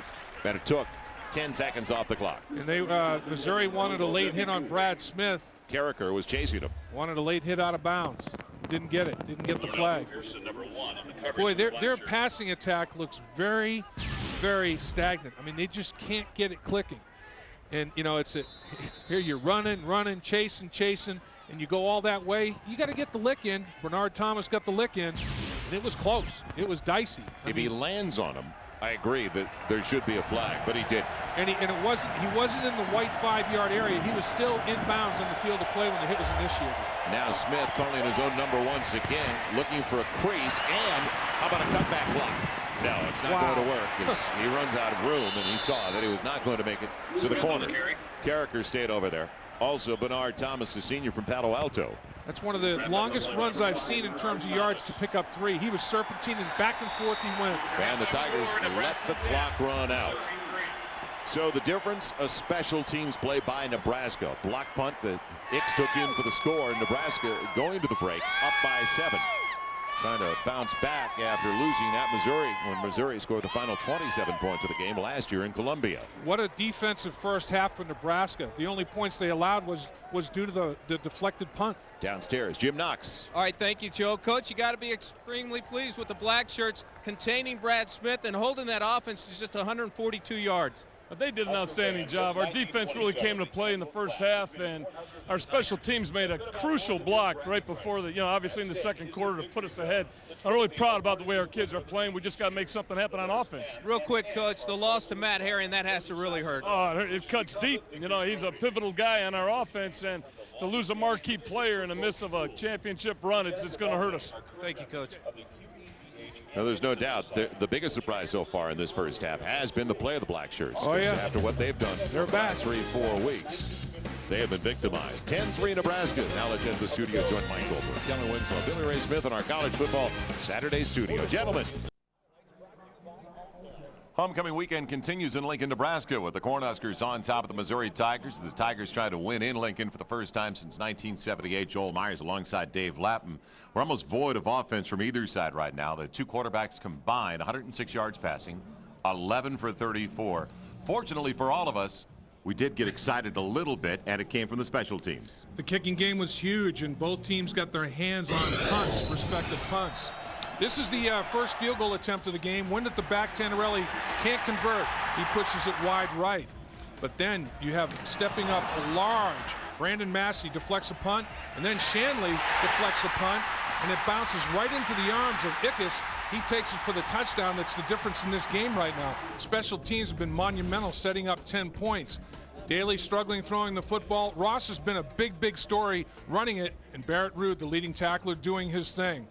And then for Missouri, 33% for Brad Smith throwing it. Woods had the big catch on the screen pass. Brad Smith, the leading rusher. 8 rushes, 56 yards in the first half. That's what they're going to have to do more of, Joel. Get him running the football in the second half, Brad Smith.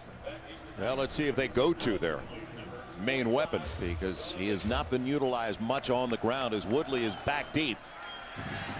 Once again, but down Wood. DeAngelis takes the return team right out of Missouri's plans. And our Zales first half numbers. Scintillating, aren't they? 11 first downs combined between the two teams. The quarterbacks just didn't have anything going in the passing game, even when they were downwind. Yep. And some punt blocks, obviously. You see that in Nebraska controlling the time of possession. The tailback position, Jackson and Ross, Joel, 19 carries, 109 yards. Very effective for Nebraska. And as we said, Brad Smith, the only factor in the running game for Missouri. It'll be Marcus Woods on first down. And latched onto by Adam Carricker from behind on the backside for a gain of maybe 2 at the most. Downstairs, Jim Knox. Okay, thanks, Joe. Just got through talking to Gary Pinkel. He said You take away that block punt, and they're tied at 3. He's pleased the way the defense is going. Of course, not pleased the way the offense is going. They did make adjustments at halftime. We'll see if they works on offense, guys. All right, Noxie, 2nd and 8 coming up for the Tigers. As Wood stays behind Smith. Trips on the wide side of the field for Mizzou. So everybody's been able to score on Nebraska except Missouri. Bandits underthrown into the wind. As Brad Smith had the flutter ball coming up short as he was going on that side from Boga. Well, let's see if Missouri is on track. 62 rushing yards. That's not on track for 175. Yakety yak. 88 total yards after contact. That's not bad. They just don't have that many big plays. Third down, 2 for 10. That's not going to cut it. I mean, can't go 20% on 3rd down. They have to be more efficient on 1st and 2nd down, and they have to play a whole 60 minutes here. Here comes the blitz off the edge. Recognized by Smith. Wide open. He's got the 1st down. He goes to Coffey, the junior from Cleveland. Gives Missouri a 1st down. Chad Severs forcing him out. So Missouri has not come from behind yet this year, don't forget. They're 0-2 when they've been behind at the half. Now, how will they respond, David? A little crossing pattern, and Nebraska loses track of Coffey. Coffey gives Missouri a break right there by moving the chains. 1st and 10 for the Tigers. They just need to avoid 3rd down. That was a 2nd and 8. Out of the gun. Design play for Smith to run the football.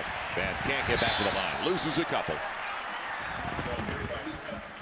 Bullock's forcing him out, the free safety on that side. So they, between the tackles, Nebraska had it covered completely on the short side of the field. And what you had going in there, Bullock's was the spy.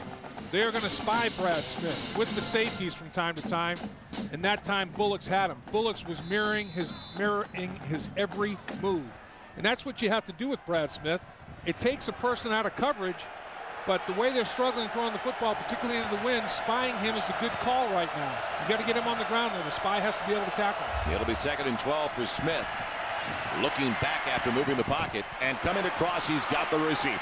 It's complete to Cisse. His 1st catch, and he goes out of bounds inside the 35. Man. Just barely stepped out. They'll put him out at the 29. He broke the tackle of Stuart Bradley, but he could not quite stay in bounds after he broke that tackle. Move the pocket to the right, throw back, tight end running a little shallow cross away from Brad Smith, wide open. And there's the stiff arm, runs away from Stuart Bradley, but just cannot keep the momentum as he steps out of bounds with that left foot. Tight ends have already surpassed their total from last season in catches. Cisse and Rucker, they've been the key components as Wood sets up. Plenty of time. Smith underneath. Now all of a sudden a bullet to Mboga into the wind. And he's got another 1st down to the 16-yard line. I'll tell you, Missouri has made some nice adjustments at halftime based on what they're doing here. Here, spreading the field now. Mboga is going to run his route. Take him down the football field. Run a little dig. On the money. Nice throw by Brad Smith. Brad Smith has thrown the ball better on this drive than he did in the entire 1st half. And this is into the wind. The adjustment, look at Missouri spreading him out with 3 wide, spreading the box out. 2 on the wide side of the field with Wood staying in the backfield. And a change at the line by Brad Smith. On 1st down from the 16. Smith ad-libbing. Man did get back to the line. No sack. He's got it to 15. So Bullock's got to him, the strong safety. It'll bring up 2nd and long. And remember, offensive coordinator Dave Christensen told us he was going to script his first 10 plays of the 2nd half to get off to a better start. And so far, what he has scripted on those 10 plays has gotten Missouri off to a much better start. And they've done a good job all season long in the red zone.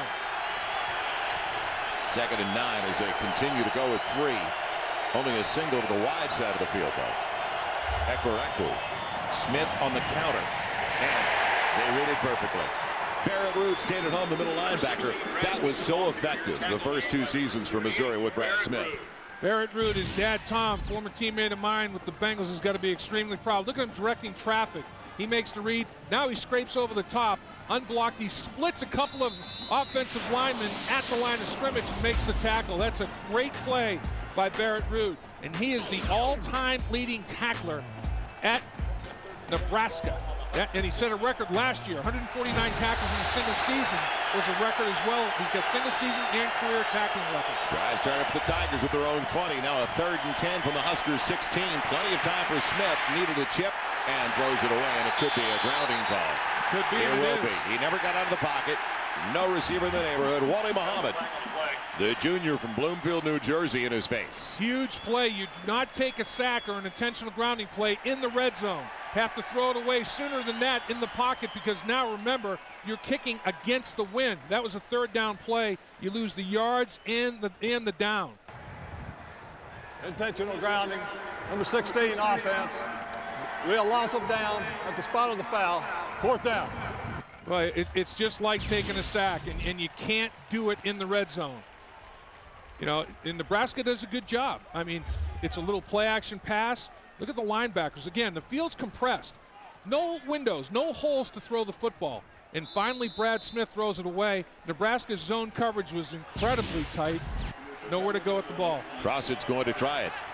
The redshirt freshman who handles the kickoff duties, not Tantarelli. Look at Nebraska. 7 stops in the red zone defensively. Let's see if Missouri can convert here for the field goal. 45-yard attempt from Crossett.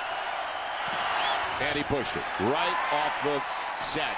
It wasn't good.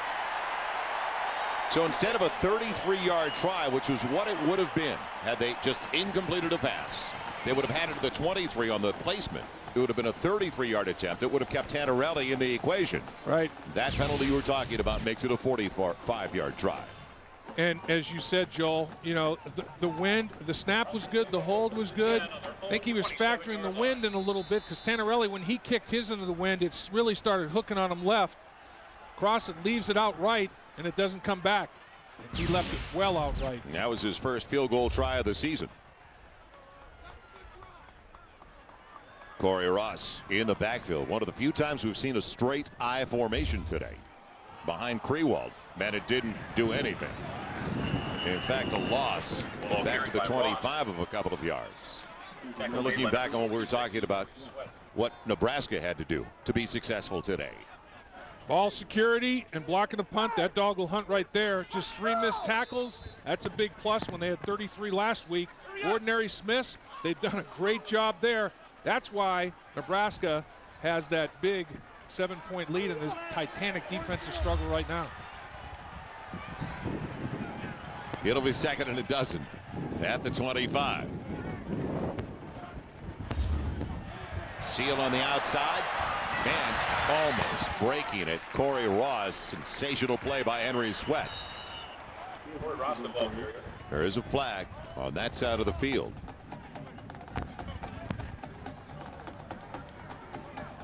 I wonder if the crackback block was legal. They had a crackback to seal the outside, like you said, Joel. You have to hit him above the waist, not in the back. I guess they picked it up. Well, no penalty. They did pick up the flag.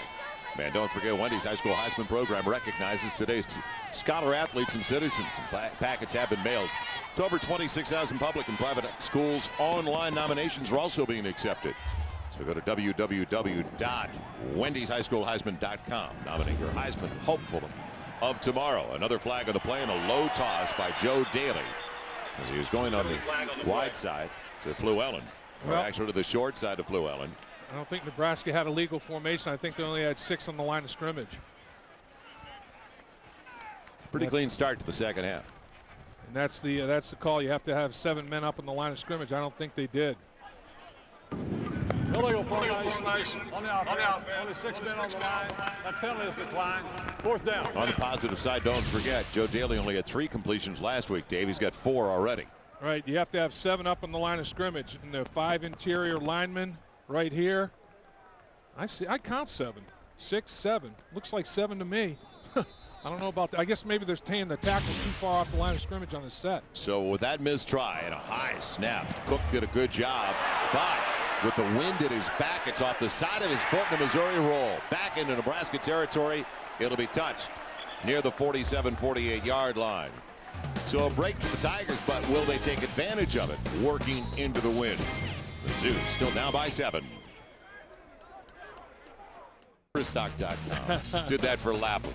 Lapham lives for the line. Loves that pit play. And Halloween weekend in Lincoln, Nebraska. Well, the offenses, we're still waiting for those two units to arrive today. True. Nebraska leads at 10-3. How would you like to be on top by 7 in the third, like Nebraska, and you're 1 of 10 on third down conversions? Living right. Yeah, exactly. Now on first down from the 48, still nothing there. This time Tony Temple. Brendan Teamer was over there, the sophomore from Omaha for the Huskers. Now, this is a Nebraska defense we've been talking about. They gave up 70 to Texas Tech. They gave up 45 last week to Kansas State, and this isn't exactly a special year for K-State. They'll be the first to admit that. And you're right, and K-State rushes for 294 last week, but every other game other than last week, Nebraska has done a great job shutting down the run, and they have so far today. They've been very aggressive. Smith on 2nd and 10, and his wide receiver, Ekru. And that's a big play by today's standards. He gets about 5 down to the 42. Brought down by Barrett Ruud. Nice kick-out block by Tony Palmer. The left guard got out there and peeled the defender off, so at least pick up half the necessary yards. Gary Pinkel is totally befuddled by his offensive inconsistency. You know, he said he's been here before. Somebody just has to step up and start making plays. And the one that everybody looks to, where's number 16? Brad Smith. They need more than 5, almost 6 on third down in the low snap. Smith on the out. Oh, did Ekru hang on to the football? No. They say he was out of bounds even if he did. Fabian Washington, or Coffee over there actually. And Fabian Washington on the coverage. Well, again, nowhere to go initially. Brad Smith has to break the pocket, and now he's throwing on the run, and the coverage is outstanding down the field. Fabian Washington is in his shirt. Nice coverage by Washington on Coffee. And boy, that's close. I think he got a foot down. Yeah, the left foot looked, and he had possession. Left foot looked like it was down. Nebraska's sideline making the call early for the officials. Haynes, the former walk-on punter, the sophomore from Branson, Missouri, getting a lot of mentions today as Santino Panico waits. And Phil Negro would be proud of that one. Tim Wakefield. It's down to the 15, a break for Missouri, so Nebraska gets it for the second time in the second half. Failed to pick up a first down the first time. A 28-yard punt into the wind with no return. Well, in one of the more bizarre plays in this rivalry, you go back to 1997. Matt Davison. What about a ricochet? And they let it stand. Big Ten, they'd go to the review. It's forced the game into overtime. And then Scott Frost, after that insult, at the end of regulation, and the fans had to get off the field. They were ready to celebrate Missouri's victory. They were going to tear the goalpost down. They had to leave the field. Save the athletic department some money. And then the touchdown by Frost as they won in overtime on the first down carry. Absolutely nothing there for Brandon Jackson. And Jim Knox with a special guest downstairs. Here he is. You ask and we deliver, Joel. Matt Davison, who actually is a sideline radio reporter for the Nebraska Cornhuskers. How's life after the miraculous catch, Matt? Well, it's been pretty good, I guess. You know, it's been 7 years, I guess, now this week. So it's the time's gone fast, but yeah, I'm working with the team now. It's been a lot of fun. Real quick, people probably still come up to you and talk about that 97, don't they? Yeah, you know, I don't usually go a day or two without somebody from Nebraska reminding me of it, so they won't let me forget it. It was a good moment. Appreciate it. We'll let you get back to work, Matt. Thanks a lot. 7 Jackson years. again, Atia Ellison with the solo stop, the senior from St. Louis. 7 years. We're all getting old. Joel Noxie, what's up, 7 years? You may be. Matt Davison, 7-year itch right there. Huh? After that play. You may be getting old. Does he look like Merrill Hodge, or is it just me? I thought it was Merrill Hodge talking to Noxie down there. I don't think he looked like he could be his brother. Amazing. You know, just a little trivia for you. There he is. Now there's Merrill exam Hodge. after the game. A little bit. Matt and Merrill. We'll give you that.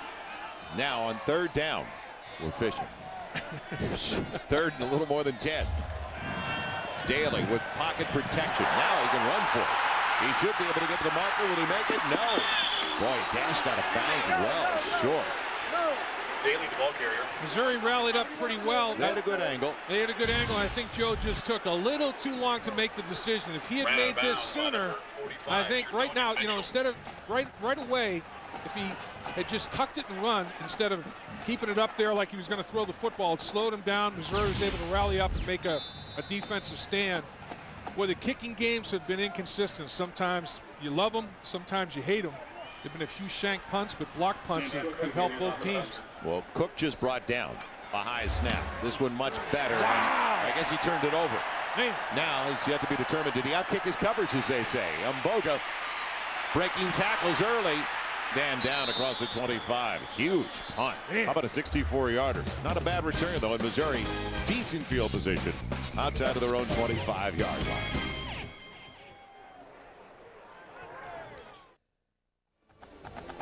Welcome back once again to Lincoln, Nebraska. Beautiful day for football. Temperature in the mid-50s and under construction right now. The Tom and Nancy Osborne Athletic Complex. And what a facility is going to be. And in fact, Darren Erstad just donating $1 million over the last few days. Former punter from Nebraska. Of course, World Series champion with the California Angels 2 years ago, 3 years ago. Can Marcus Woods get out of the backfield? Took too long. Wally Muhammad on top of him. Took a long time. Nebraska is playing their gap control responsibilities beautifully. Everybody is exactly where they should be. They are in sync. Nobody is missing their gaps. Has this guy been under the gun just a bit? Kevin Cosgrove is happy with what he's seeing today. He's got his guys ready to play, and the execution is meeting the energy level. Well, the guys you left back at Wisconsin are one of the top defensive units in the nation this year. Toss sweep. Woods, wide side of the field. No at all for Missouri out of the locker room, especially on the ground. It stays at the 26. It'll be 3rd and 12. Back downstairs. Jim Knox. Joe, a little bit more about the Tom and Nancy Osborne Athletic Center. It is expected to open in August of 2006. And you talking about a complex. They will move a brand new weight room over there. They'll expand it. Believe it or not, their weight room here, second to none in the nation. They will have a bigger one over there. We'll have a soccer complex. Of course, indoor practice field, meeting rooms, you name it. It will be a gigantic complex opening August 2006. It's amazing. The weight room's already 30,000 square feet. Flanker screen doesn't work. Sean Coffey on the receiving end of a couple of hits. Rude. Over there was Teamer and Rude. Kellen Houston early.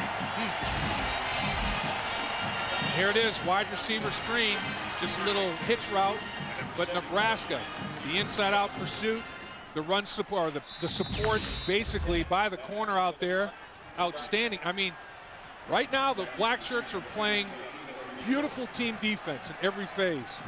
Payne is punting into the wind as Santino Panico has an opportunity to put Nebraska in great shape. Only touchdown of the game came off a block punt. Panico now with room from the 33. Man, pretty decisive. He's dropped to the 37. Yeah. So nothing there as Sherdania Mitchell pops a call. We'll talk about that a little bit later. Nebraska gets it back. He has really gained a firm grasp of the system. We haven't audibleized as much with him, but we will begin to continue that process and try to build on that process as we move forward. But it was important for us that he get the nature, get the basis of this offense so that he can execute without any hesitation. I think that's exactly right, Joel. He's got a firm grasp of the basics. I mean, you know, when he started, it was like he was in France trying to speak Spanish. Now at least he's got the right language. Well, a couple of days ago when we met and talked with Bill Callahan, he said that it's tough for guys on Sundays. Sure. Let alone guys that have never seen this kind of system to play it on Saturdays. Weaving his way out of the backfield, nothing there. Again, Tierra Green. But it's tough for Joe Daly, and then there's going to be pressure to keep the position because there's going to be recruits brought in, specifically guys that have grown up in passing systems, and probably from the West Coast. And there's Joe Daly, and really it's the communication of the play is so critical. Coach Callahan says, look, I don't want to have any mistakes. You come to me, I will tell you, because the play call tells the protection, the formation, everybody's route, the snap count. The play itself is like reciting Encyclopedia Britannica. Ross is out of the backfield. Then they lift up on the near side. Yeah, as a couple Ross, of people moving there. Prior to the snap, false start, number 28 offense. 5-yard penalty, still second down. Yeah, that's the wide receiver, Isaiah Fluellen. And here's what we were talking about with Joe Daly. I mean, he has had his moments of brilliance. And, of course, Baylor's the first time a quarterback in Nebraska history had thrown for over 300 yards. He went for 342. Then last week, he was 3 for 12 with an interception against Kansas State. So it's been a roller coaster ride, you know, up and down, the inconsistencies that you would expect with such a dramatic change. I mean, it's like north to south pole going option to west coast. There can't be a more dramatic change. He's looking now at a 2nd and long, and it's dropped on the quick out. So he tried to get it to his wide receiver, Llewellyn, who picked up the 5-yard penalty. Well, we talked to Joe Daly, talked about the difficulties in picking up this system. It's a little different because I understand, you know, everything he's saying now. Before, you know, I used to, you know, call these plays and I'd ask him, you know, what was that? And didn't really understand. But now, you know, I have a, you know, a complete understanding, you know, the idea behind each play and, you know, and the concept involved. Execution's another thing completely. Yeah, he knows the language anyway. Yeah, he wants to throw it deep, and he's got a receiver, and he overshoots, and he was behind Llewellyn as well. As Llewellyn was working against A.J. Kincaid and did have the angle and a step. You know, you can't question Daly's arm strength. Of course, he's got the wind at his back here, but he does throw a very tight spiral, and he throws a good ball. And once you get it up in that jet stream, as we've seen on some punts, a 64-yard punt, and once it gets up there, it can just take off. Joe Daly thought he had one there. Nebraska, 6 one-play drives, 6 one-play touchdown drives, leading the NCAA. They do have the big playability. Sam Cook, another high snap, did a good job. He's got to be feeling like he's working in the chain gang right now. It's inside the 20, and it will die at around the 18-yard line. Wonder if he's got any kind of voice. College football Saturday will continue as tonight Stanford taking on UCLA and then Texas Tech, Kansas State. What a big game that's going to be in the Big 12. Full day of college football will all continue right after a matchup here in Lincoln, Nebraska. Well, watch out for Kansas State. If they beat Texas Tech tonight, they go to Columbia and knock off Missouri. All of a sudden, here comes Bill Snyder again. You can't eliminate and discount Kansas State with all the experience they've had in big games over the last decade plus. So Missouri's got it again inside their own 20-yard line. Smith. Any room to roam? And a little touch pass and a good one at that. A nice ad-lib. So you found Mboga on the move. Man, he's got enough for the first down, and that's what Smith has done so well in previous seasons. And two things there, awareness and patience. He was flirting with the line of scrimmage, but he knew what yard line he could advance to.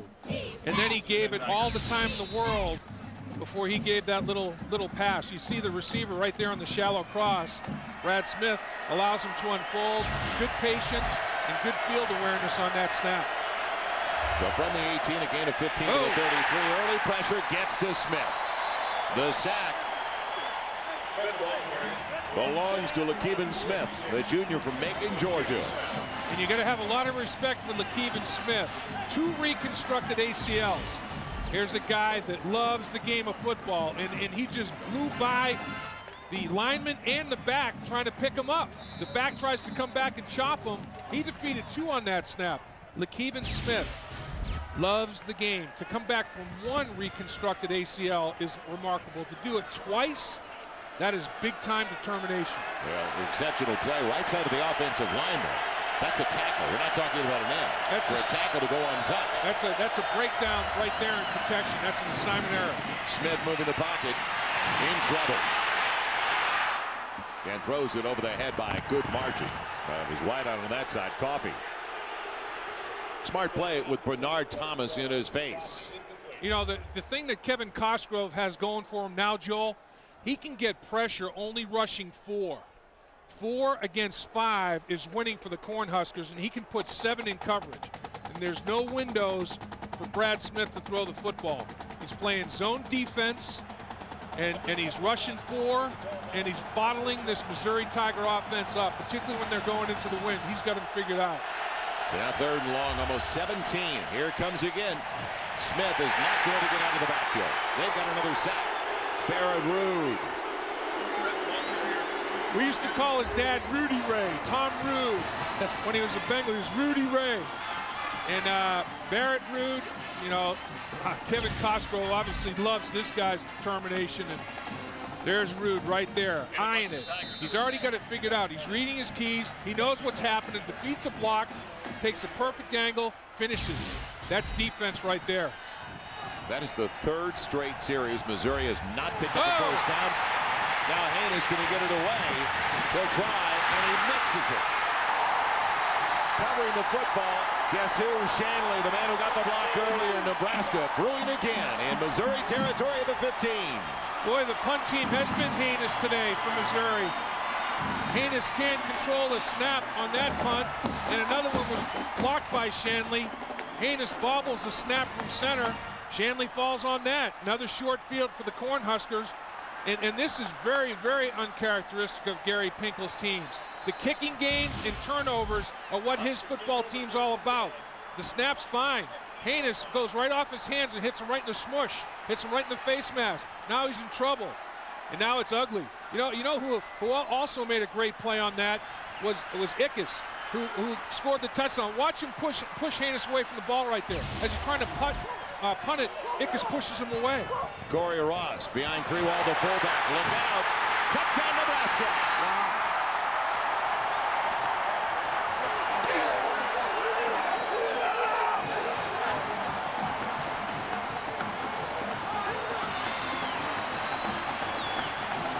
That's called going for the jugular, and that's the 7th time this season Nebraska has had a one-play scoring drive. And this one after not a turnover, but another special teams error, a kicking game error. And Nebraska said, I'm going right for the throat, and I'm going to step on it, and I'm not going to, readjust my foot. I'm going to take the air out. DeAngelis for the point after 17-3, or make it now. Yes, 17-3, not 19-3, but 17-3 Nebraska. Great block by the fullback, easy tempo for Ross. So Nebraska capitalizing. As Coach Pinkel has said to us, Missouri beats Missouri better than anybody else, and they do a number on themselves again. Nebraska takes advantage of it.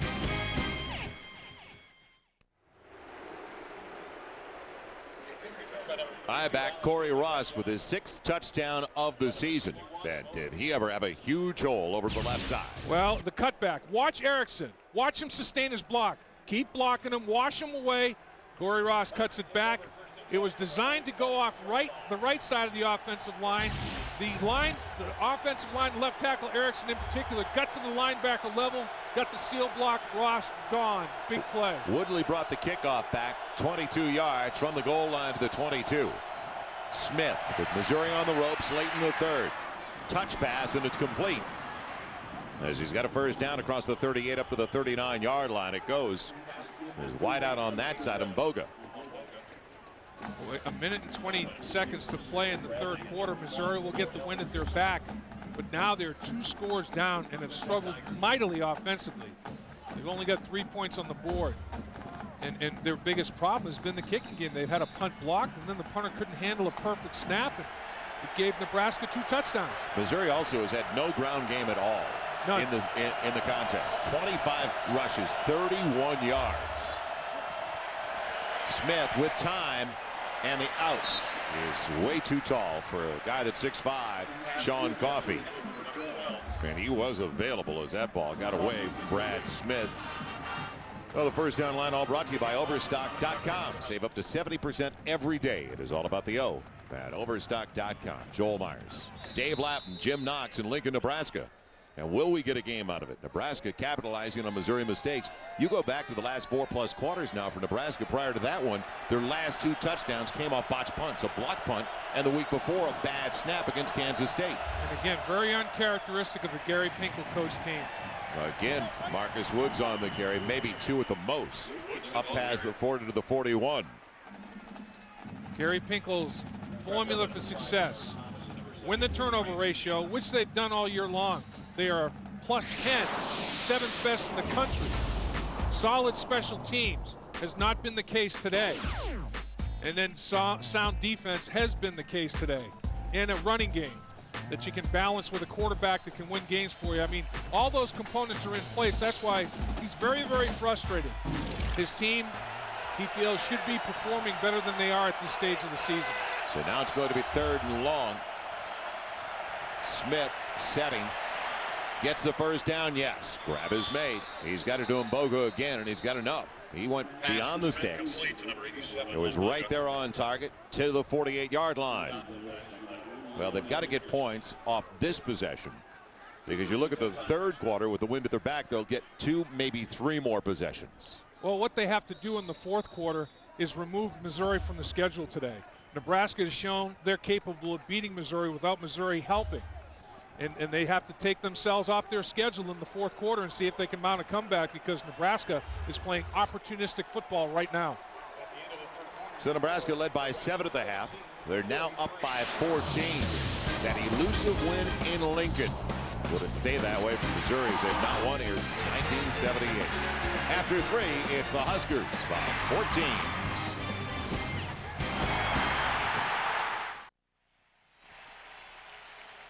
In the athletic complex here at the University of Nebraska. How about the Four Horsemen? Notre Dame facing Nebraska back in 1941. And the goalposts, how about Wood? As Nebraska lost that game to the Four Horsemen, 21-13. Dave, you were there. Yeah, you know what? I still have my helmet. I got my leather helmet, no face mask. It's unbelievable. I'll treasure it forever. First down, Missouri. Called play for Smith. Out on the edge. Look out. And he's knocked out of bounds. Good yardage, though. Then they made him pay with the hit. Stuart Bradley got him from behind. Our Dr. Pepper game summary through 3. Now look at this. Touchdowns off Missouri's punt team. 1 block for a touchdown. Punter can't handle it. Perfect snap. Gives Nebraska one play touchdown score. Ross creeping up on another 100-yard game. He's had 6 in the last 11. And Brad Smith trying to get it done single-handedly. He needs some help. Others around him have to support his effort. He cannot do it all by his lonesome. So Missouri's got another first down, this time at the 34. Smith going for the bundle on a jump ball, and with contact, the wide receiver, Ekwu, could not get to it, as Lornell McPherson made sure he wasn't going to climb the ladder for that one. How would you like to be on top by 14 after 3 quarters and have only 136 yards offensively on 51 snaps? Yeah, that's some short fields there in a one-play drive situation. The punt team, that's good coverage too. I mean, that's using the sideline as the 12th defender. When you can score an unconventional touchdown off of the punt block team and then get another short field off of a punt miscue, that's huge. Opening seconds of the 4th. Hey, what a one-handed stab. Coffee. Where's the stickum? Sean Coffey. Where's the Velcro? I'm telling you. He must have some tackiness on those gloves. And those gloves are a little tacky. I like but this that is paw. still an incredible. He gets the right mucker up, whoop, catches the tip of the ball, and controls it. That dog will hunt right there in anybody's league. He is a junior. So when you look at the potential to play down the road on Sundays, another year at Mizzou, fortunately for Tiger fans. He plucked that thing, didn't he? Just plucked it. Huge third down, though. Can Missouri get it? Short side of the field, call for Smith, and he won't even get close. Interesting, they used the boundary side, not the field side, and wouldn't go wide with it. Yep, and I wonder if this is 4-down territory for Gary Pinkel now, down by 14 points. You know, the clock is your enemy. You're going to have minimal possessions left. When are you going to have better field position than this to potentially score a touchdown to cut it to a 1-score game? And I think he is going to have 4-down territory here. I don't know if they have a choice. Yeah. We mentioned they don't have that many possessions left in this game, and they will be going for it on 4th down. Can Missouri get it done? Trailing by 14.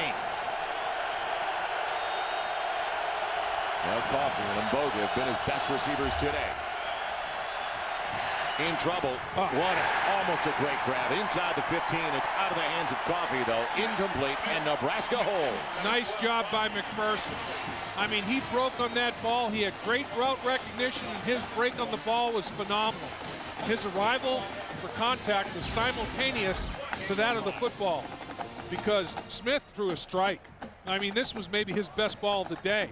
It's on the money, but McPherson, he was not going to give an inch. That is just great coverage. Now, Coffey wanted a penalty. He thought McPherson went through him to make a play on the football, but I thought he timed it up very well. Yeah, it looked like he poked it out cleanly. Yep. With the ball coming in. So Nebraska gets it back. Their offense hasn't done a thing today. Their ground game has kept Missouri at bay, though, in the sense that they've kept the defense out there for a while. It's like a turnover by the black shirts there. Corey Ross Belton coming out of the backfield. Why not? Jason Simpson's done it all game long. Do it again. Wrapped up by number 6, Jason. First down line brought to you by Overstock.com. Visit Overstock.com today. Start saving. It's all about the O at Overstock.com. So Missouri cannot afford Nebraska a first down. Every first down you look at, the way Nebraska is going to try to run the football, is at least 90 seconds off the clock. And as you look at this, it's a huge game for Nebraska because the first tiebreaker is head-to-head competition. You know, win today, you take a game lead, and then 2 over Missouri, literally. Daly out on the edge. He's got fullback Greenwald there, and almost. They wanted a flag on Overstreet. Won't get it. I thought Overstreet turned into the receiver, and they had to reverse roles. I mean, that ball thrown into the wind was just held up, and as you described it so well, floated. I mean, it hung up there forever. And I'm sure Bill Callahan was saying, get down. Somebody get a shotgun and shoot that thing out of the air, because it just floated over the top. Man, dangerous throw. Joe Daly now 4 of 17 for 26 yards. Yet the Huskers are up by 14. Huge third down for the Missouri defense. Pocket protection is good. Over the middle, deflected, almost intercepted. He went for Mulkey, but it could have been picked by Overstreet. Well, I'll tell you who got his hand on the football was James Kinney.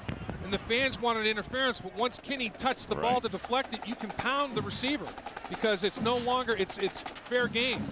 And Kinney did a good job of taking his drop in his zone as a linebacker. And once he tips the ball like he does right there, you can make the hit. So that's a good play. The crowd responding, looking for the interference. There is none on the deflected ball. Sam Cook back out there. He's had a couple of snaps where he really had to go up and get him, but it helps. He's 6'1", 230. This one a perfect. And the wobbler into the wind, and Boga stays away again. And that cost Missouri again. Boy, fair catches. See, I guess it's the lost start of the fair catch. He's not confident, though, fielding that ball into the wind. That knuckleball, he's afraid of a tragedy turning it over. He's not confident in securing it. So the defense does it again. Matt, our question on FoxSports.com, on MSN. Who's the coach of the year so far? Man, Urban Meyer's their vote. Tuberville of Auburn, second. Franchione down at Texas A&M. Alvarez of Wisconsin's done a great job. Yeah. And you can log on, still vote. Still be a factor. 1st and 10. Missouri's got it back at the 27 with the wind at their back. Brad Smith in trouble. He's got a man available, another great grab. This time it's Mboga. We've seen Coffee come up with clutch ones. Boy, I'll tell you, Brad Smith has eyes in the back of his head. When he makes the decision to separate, he feels the rush from the backside. Now he says, I got to go.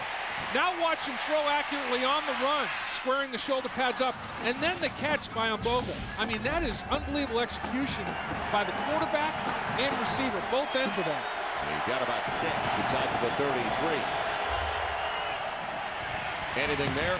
Tony Temple trying to make the most of it.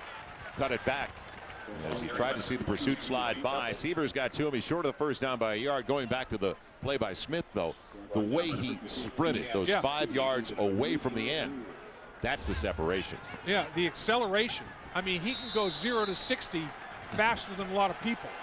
You know, he's a Ferrari, a Maserati out there, and everybody else is, you know, just a regular sedan.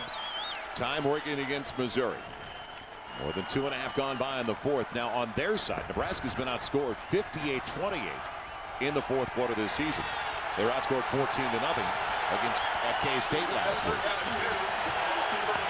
So now third, a little less than 2. Beeman in front of Temple. Smith. The catch and barely getting the first down.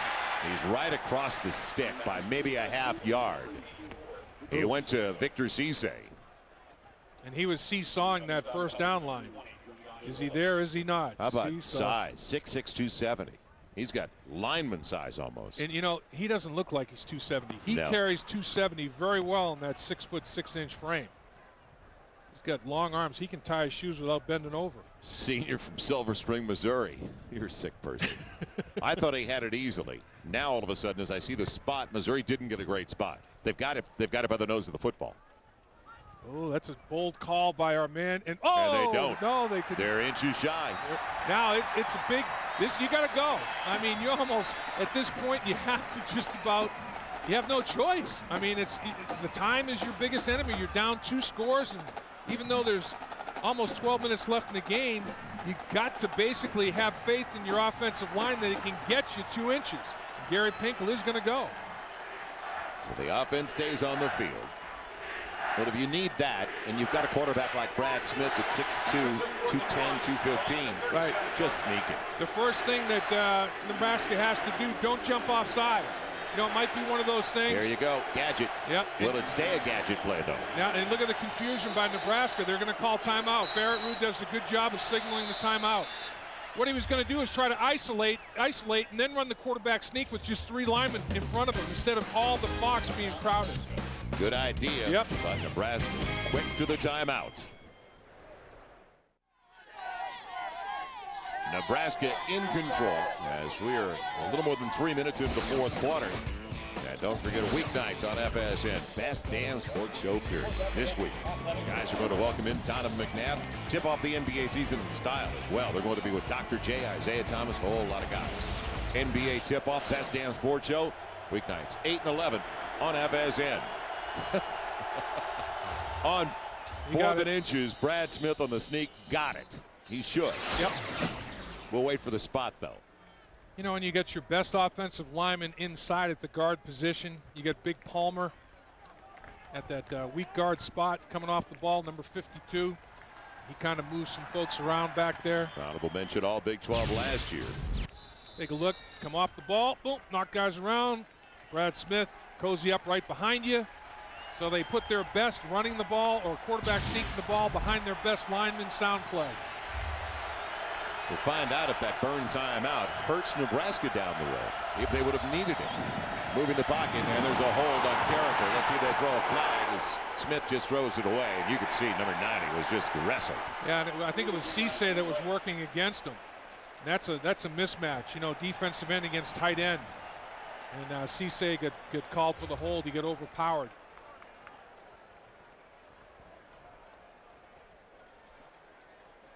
And again, Missouri shoots itself in the foot. You get the first down, and then you have a penalty that takes you back. Holding, 84, offense, 10-yard penalty, repeat first down. It is Victor Cisse. You're talking about the tight end. And Cisse's working here against Carricker. And Carricker's got him on skates. He's overpowering. He grabs with that left hand and grabs a bunch of jersey. And can't let you get to my quarterback, but let's hold him.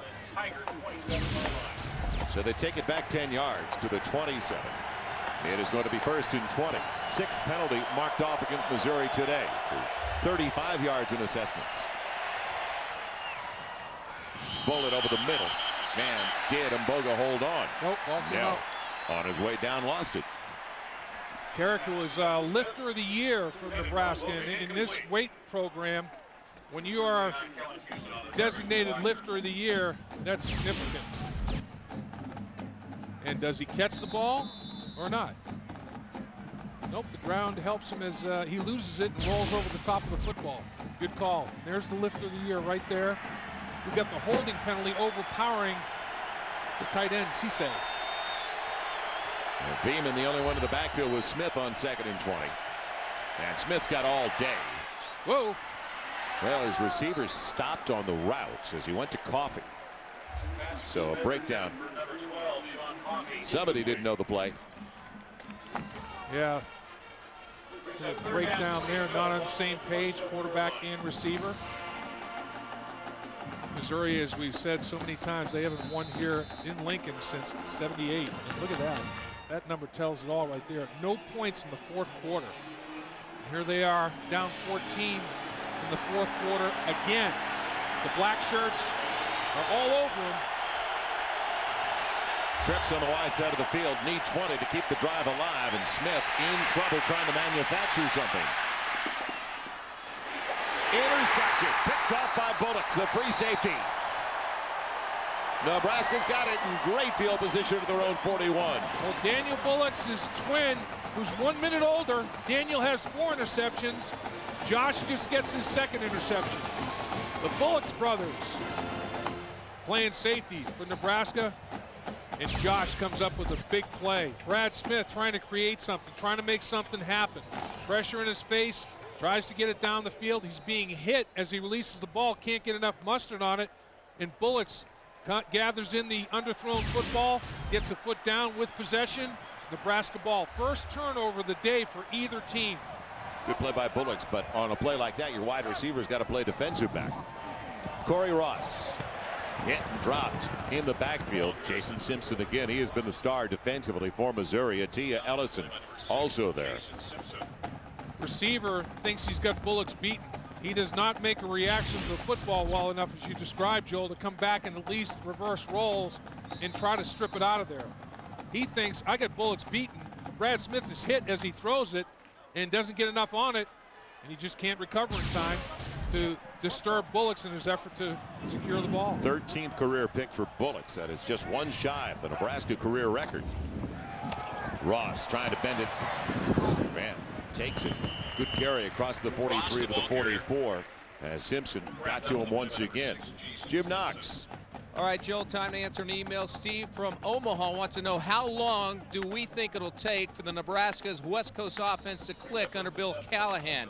Now, right now, as we talked about earlier, it takes time to learn this offense. I talked to Joe Daly after a walkthrough yesterday. He said he loves throwing the football, and the impression is back in high school that they ran a lot. He said he was actually coming to Nebraska because they told him they were going to open the offense up a lot more. That was under Frank Solich. So now with Callahan in, he says he loves it. Ross diving. Does he get to the first down? No. Short across the 48 to the 49. But, you know, Knoxie, the thing is, he's going to have to defend his job next year because Nebraska's already got a commitment from a quarterback, high school quarterback out of Florida, that Florida, Florida State, Miami, they all wanted. And Bill Callahan is getting into the quarterbacks and wide receiver households and getting to the kitchen table with the parents and saying, you come to Nebraska, my West Coast offense, you can play right away. Just listening to the recruiting experts over the last few days, because all the commitments are starting to come in. Number 3 right now in the country. You got it. They're top 5 right, and could be the #1 recruiting team in the nation before it is all over. Look at the story he's got to tell. I ran this offense. I had an MVP in Gannon, went to the Super Bowl. You know, we can win a national championship. Why don't you come be my guy? Cook, real busy day, and he hits it below the wind for the most part. Now, what kind of bounce? Nice. It's going that way for Nebraska. Cook's the MVP today. Cook is determined field position. Cook, gold star for the Cook man. Dusty Kaiser down there to collect it. So it's back at the 8-yard line. That's where Missouri is going to get it. Trailing by 14. How much do they miss Damian Nash, the leading running back today?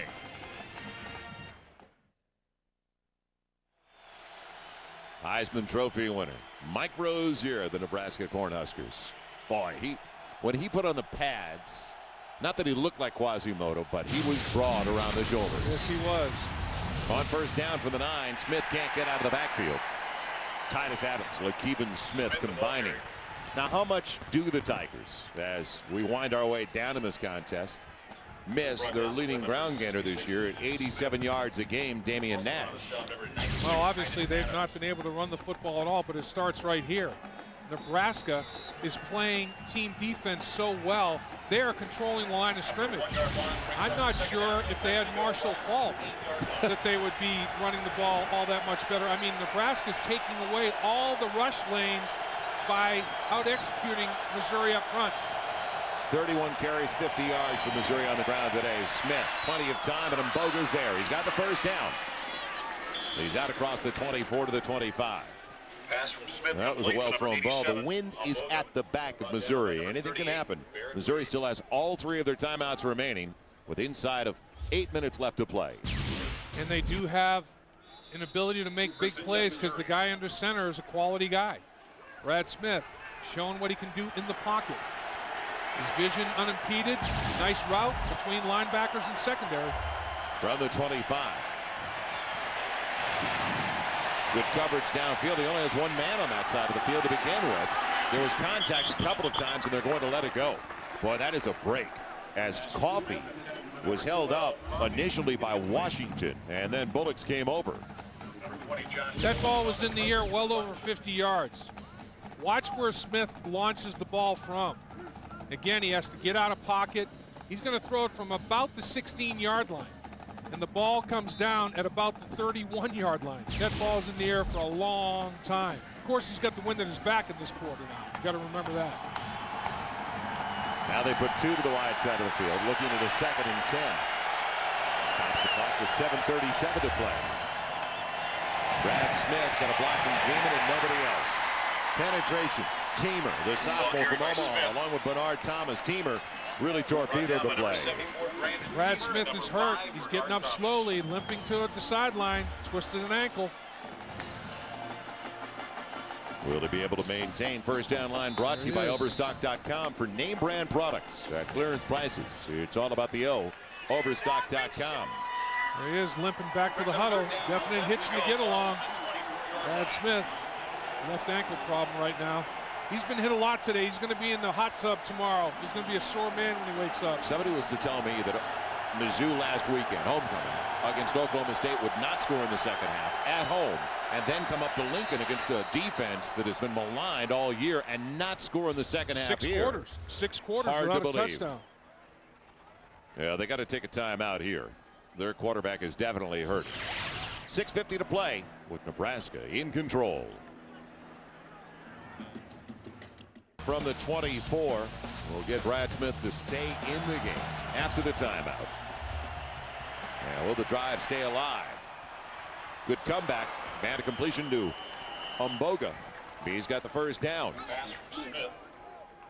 So going to the wide side of the field. A long throw on the out.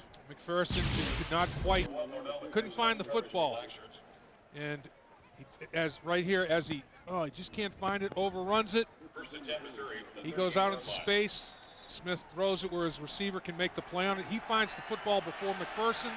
He adjusts to the ball. McPherson can't. Big completion.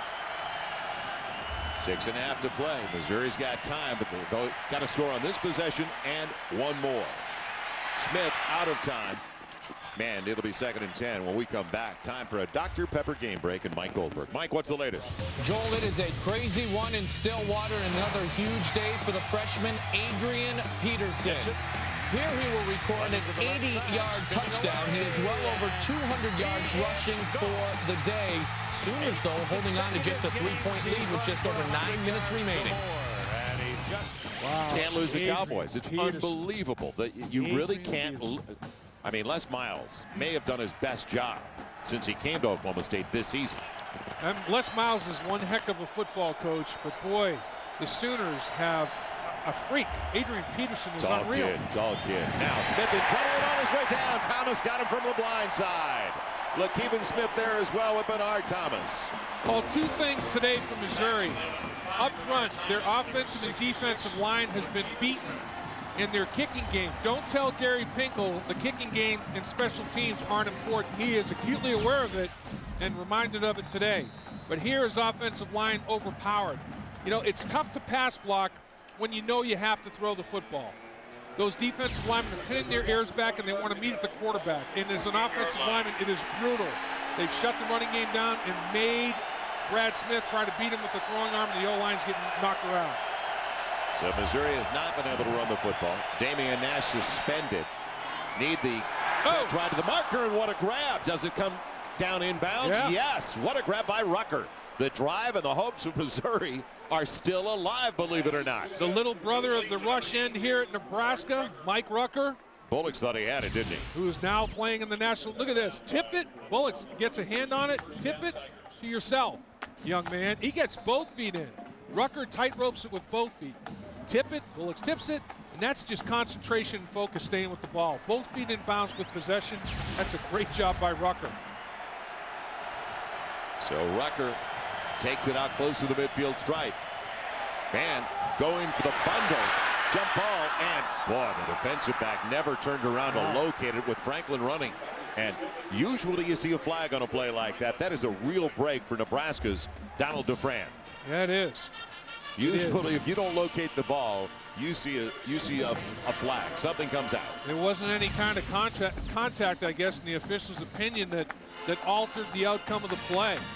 And, geez, I'm telling you, that to me is Kevin Cosgrove right now is breathing a heavy, heavy sigh of relief. That would have been a 15-yard mark off, down to the 34 instead. 2nd and 10 at the 49.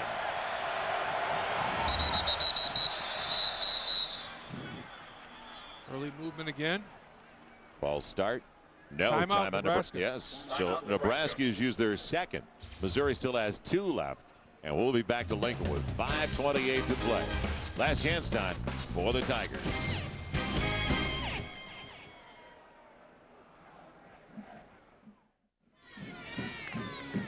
$5:28 to play, and we remind you that tomorrow, Oscar De La Hoya, the next grade champ, bringing an all-new episode. Their new home on FSN, 6 contenders remaining.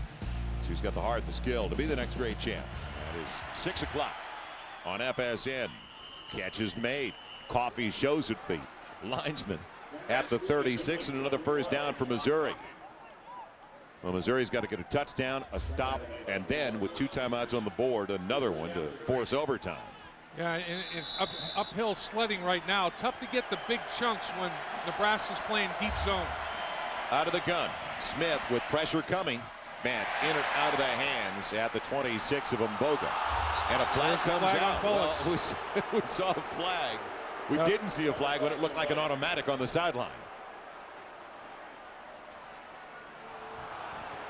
And that's going to be 15 yards. Move the football. Pass interference. Defense. Call Daniel Bullocks on that play. And the chains are moving for the Missouri Tigers. Still a life for Missouri. Let's see if Daniel Bullocks gets there before the football. Ooh, that's close. Well, I thought it was more of that's a good play compared to the one on the sideline on the deep ball. Yeah, that was molestation on the sideline. To Smith now. And his man's out of bounds. Anyway, with another flag as Coffee was pushed out of bounds, or was it coming back into play after he went out of bounds? No, it's defensive pass interference. They're saying that McPherson routed him out of bounds. Back to back. See, Dave, I don't understand this because Nebraska's been using their hands in the secondary the entire game. So you got to be consistent. And all of a sudden now, I don't blame the kids. They've been using it and getting away with it. Take a look at what goes on down here. As he tries to get it up the football field, he is ridden out of bounds. Yeah, ball's in the air already. Ball's in the air, and he's ridden out of bounds. He's pushed out of bounds. And that's the call, McPherson on Coffee. So now it's going to take the 1st and goal for the first time today for Missouri at the 9-yard line of the Huskers. And that was definite contact well before the arrival of football that altered the outcome of the play. I mean, you do have to call that. Brad Smith, is he going to run it out of the gun on 1st and goal?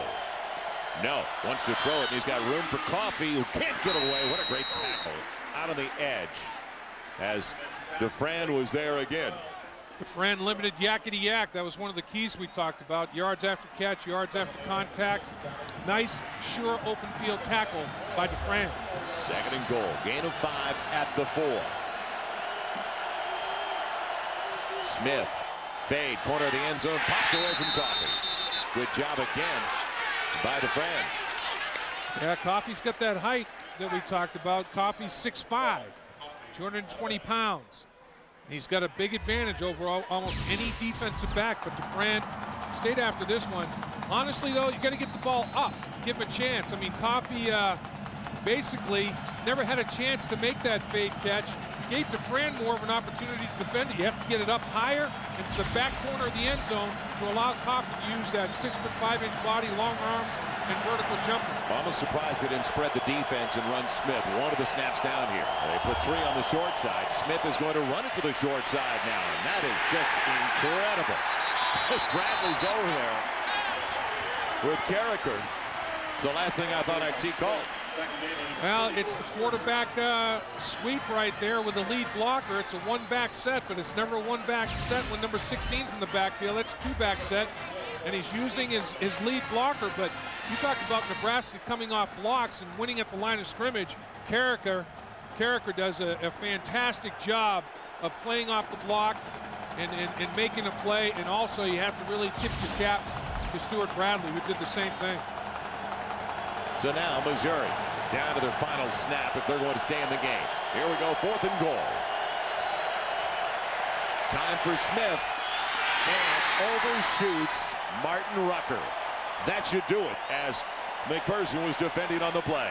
And McPherson twisted an ankle. He's limping as he goes to the Nebraska sideline, but it doesn't hurt much when you have a 14-point lead. Brad Smith cannot hook up with his 2 freshmen.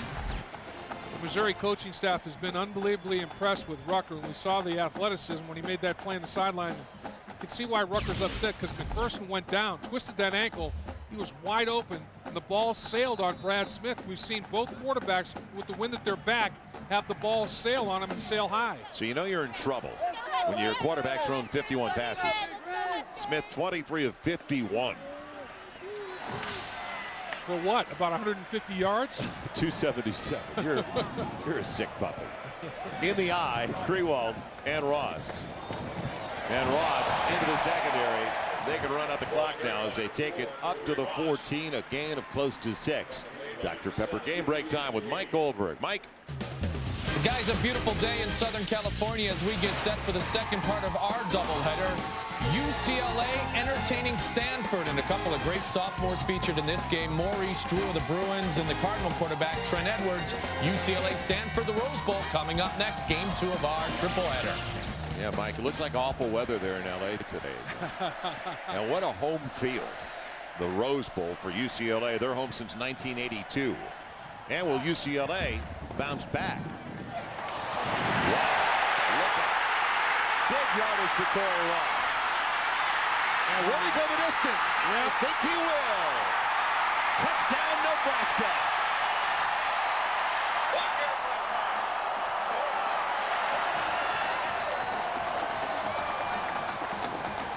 .86 yards on the run. That'll seal the deal. There were 2 missed tackles on the play. Nebraska came on a run blitz. Ross made a miss at the line of scrimmage. Then David Overstreet at about midfield missed. Watch Ross's vision and watch him make the first miss coming off the edge. Right there, there's the missed tackle. You got to be able to make that tackle. If they blitz Mitchell like they did at corner, and right here, a miss by Overstreet, and he takes out a teammate after the missed tackle. So the secondary very, very sloppy on that play. Mitchell blitzes, corner blitz. He should have had a tackle for loss. It ends up being a big, big touchdown run. DeAngelis with the point after. There's one thing you can't do, though. You can't blame Missouri's defense today. No, you can't. No, you can't. So the long run of 86 yards, and Nebraska now the leader in the Big 12's North Division.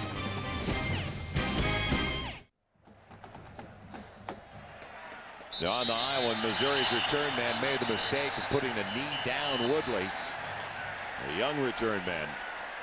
That's the way it's been for Mizzou today. They get it back at their own 23. Now look back at the touchdown. Watch the first Mitchell on the corner blitz. He misses. Now down the field, Corey Ross. He makes Overstreet miss. Overstreet takes out the teammate. And then his golden goal post, 86-yard touchdown, 194 yards rushing for Ross, a career high. That is our Dr. Pepper player of the game, with a tip of the cap to Shanley and the punter, Sam Cook. And he's got, I'm told, I'm told Sam can sing. Is he really?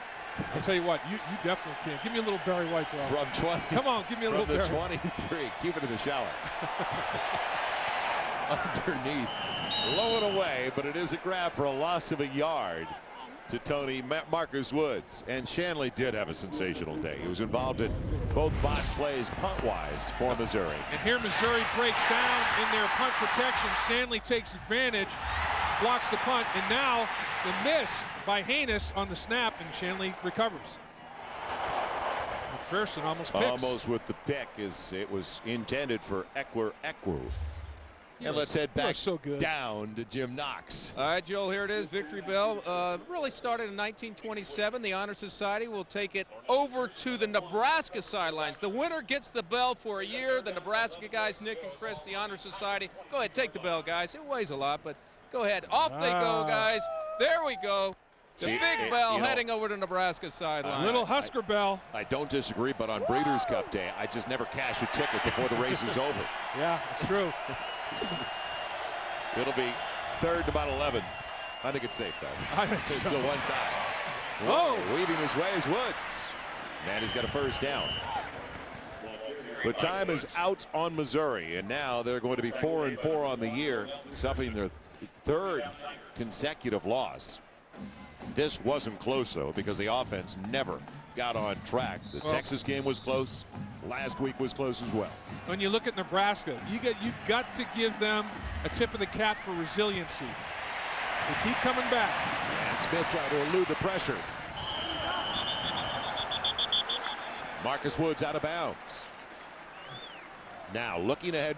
Now Mizzou won. Missouri had the driver. They were in the driver's seat because they're at home for 2 of the 3, K-State and Kansas, and they're facing the only road games, the second division squad, Iowa State. And look at Kansas State. Tonight they play Texas Tech in Lubbock. If Kansas State can win that game, they are in control of their own destiny because they have beaten Nebraska head-to-head. If they beat Missouri next week head-to-head after beating Texas Tech, they are right back in the thick of it. Do not count Bill Snyder out. Boy, you said that emphatically. Man thrown behind Coffee. Tough day for Brad Smith. Smith pass intended for number 12. So we have 2:05 remaining. Nebraska will go to 3-2 in the Big 12 North.